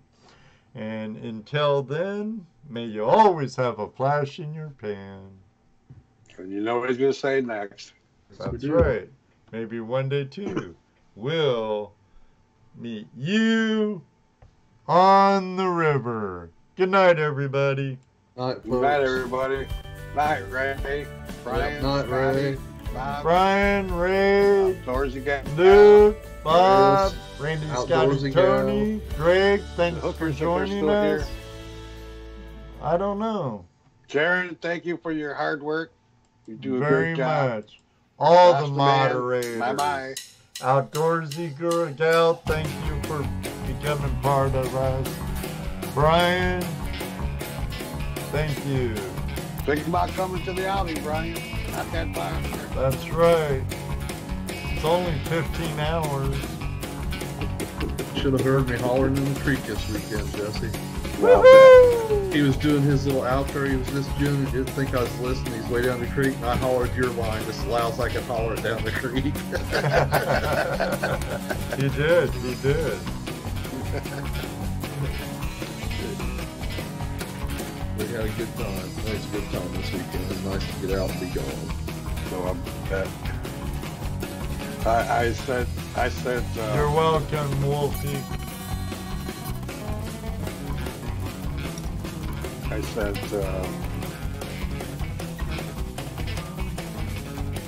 Swiftwater. Ed's video, how to find a rock. Oh, did you? Yeah. Well, you know, on GPS on Sundays, when he's not there, they kind of go through his Facebook, look for some funny picture or something he's doing funny, and then we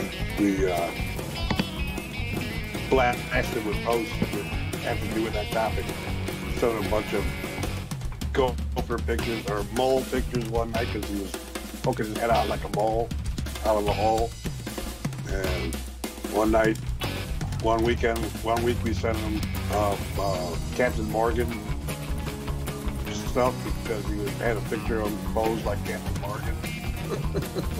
So last Sunday he was at a rock and mineral show. We were talking about that. So, well, we got everybody's sending us some rocks, pictures of rocks and stuff. So I sent him Ed how to find a rock video.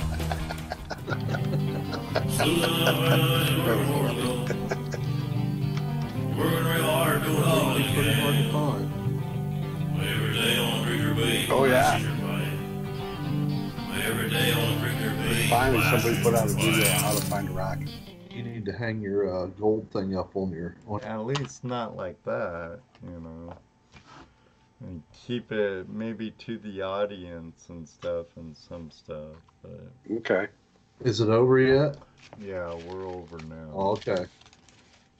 No worries. It is what it is. Yeah, you can't hardly see. You can't hardly see it hanging up there behind you. It blends in. Okay. What's that? The sluice? No, the little cutout sign above his head, gold, whatever it says. Gold Prospectors. Oh, yeah. See the shadow. If you'd hang it on a nail up on the beam right there, you would see it. Yeah, hold it up there a little, Jesse. What do you mean? Hold it up. Hold it to that floor joist.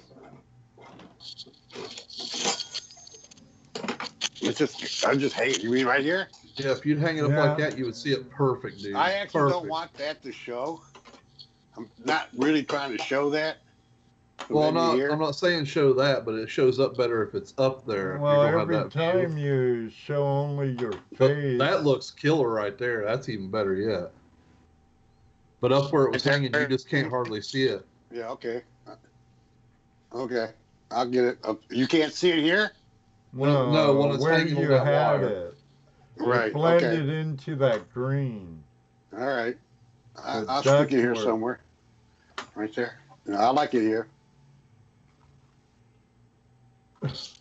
All right. Add a little adhesive. But if you're always going to keep it facing up to your roof on that joist. I don't want it up there. I want it like from here down. Okay. I'm on my phone. I don't know what happened to my Skype on my laptop. It just shut off like 2-3 times.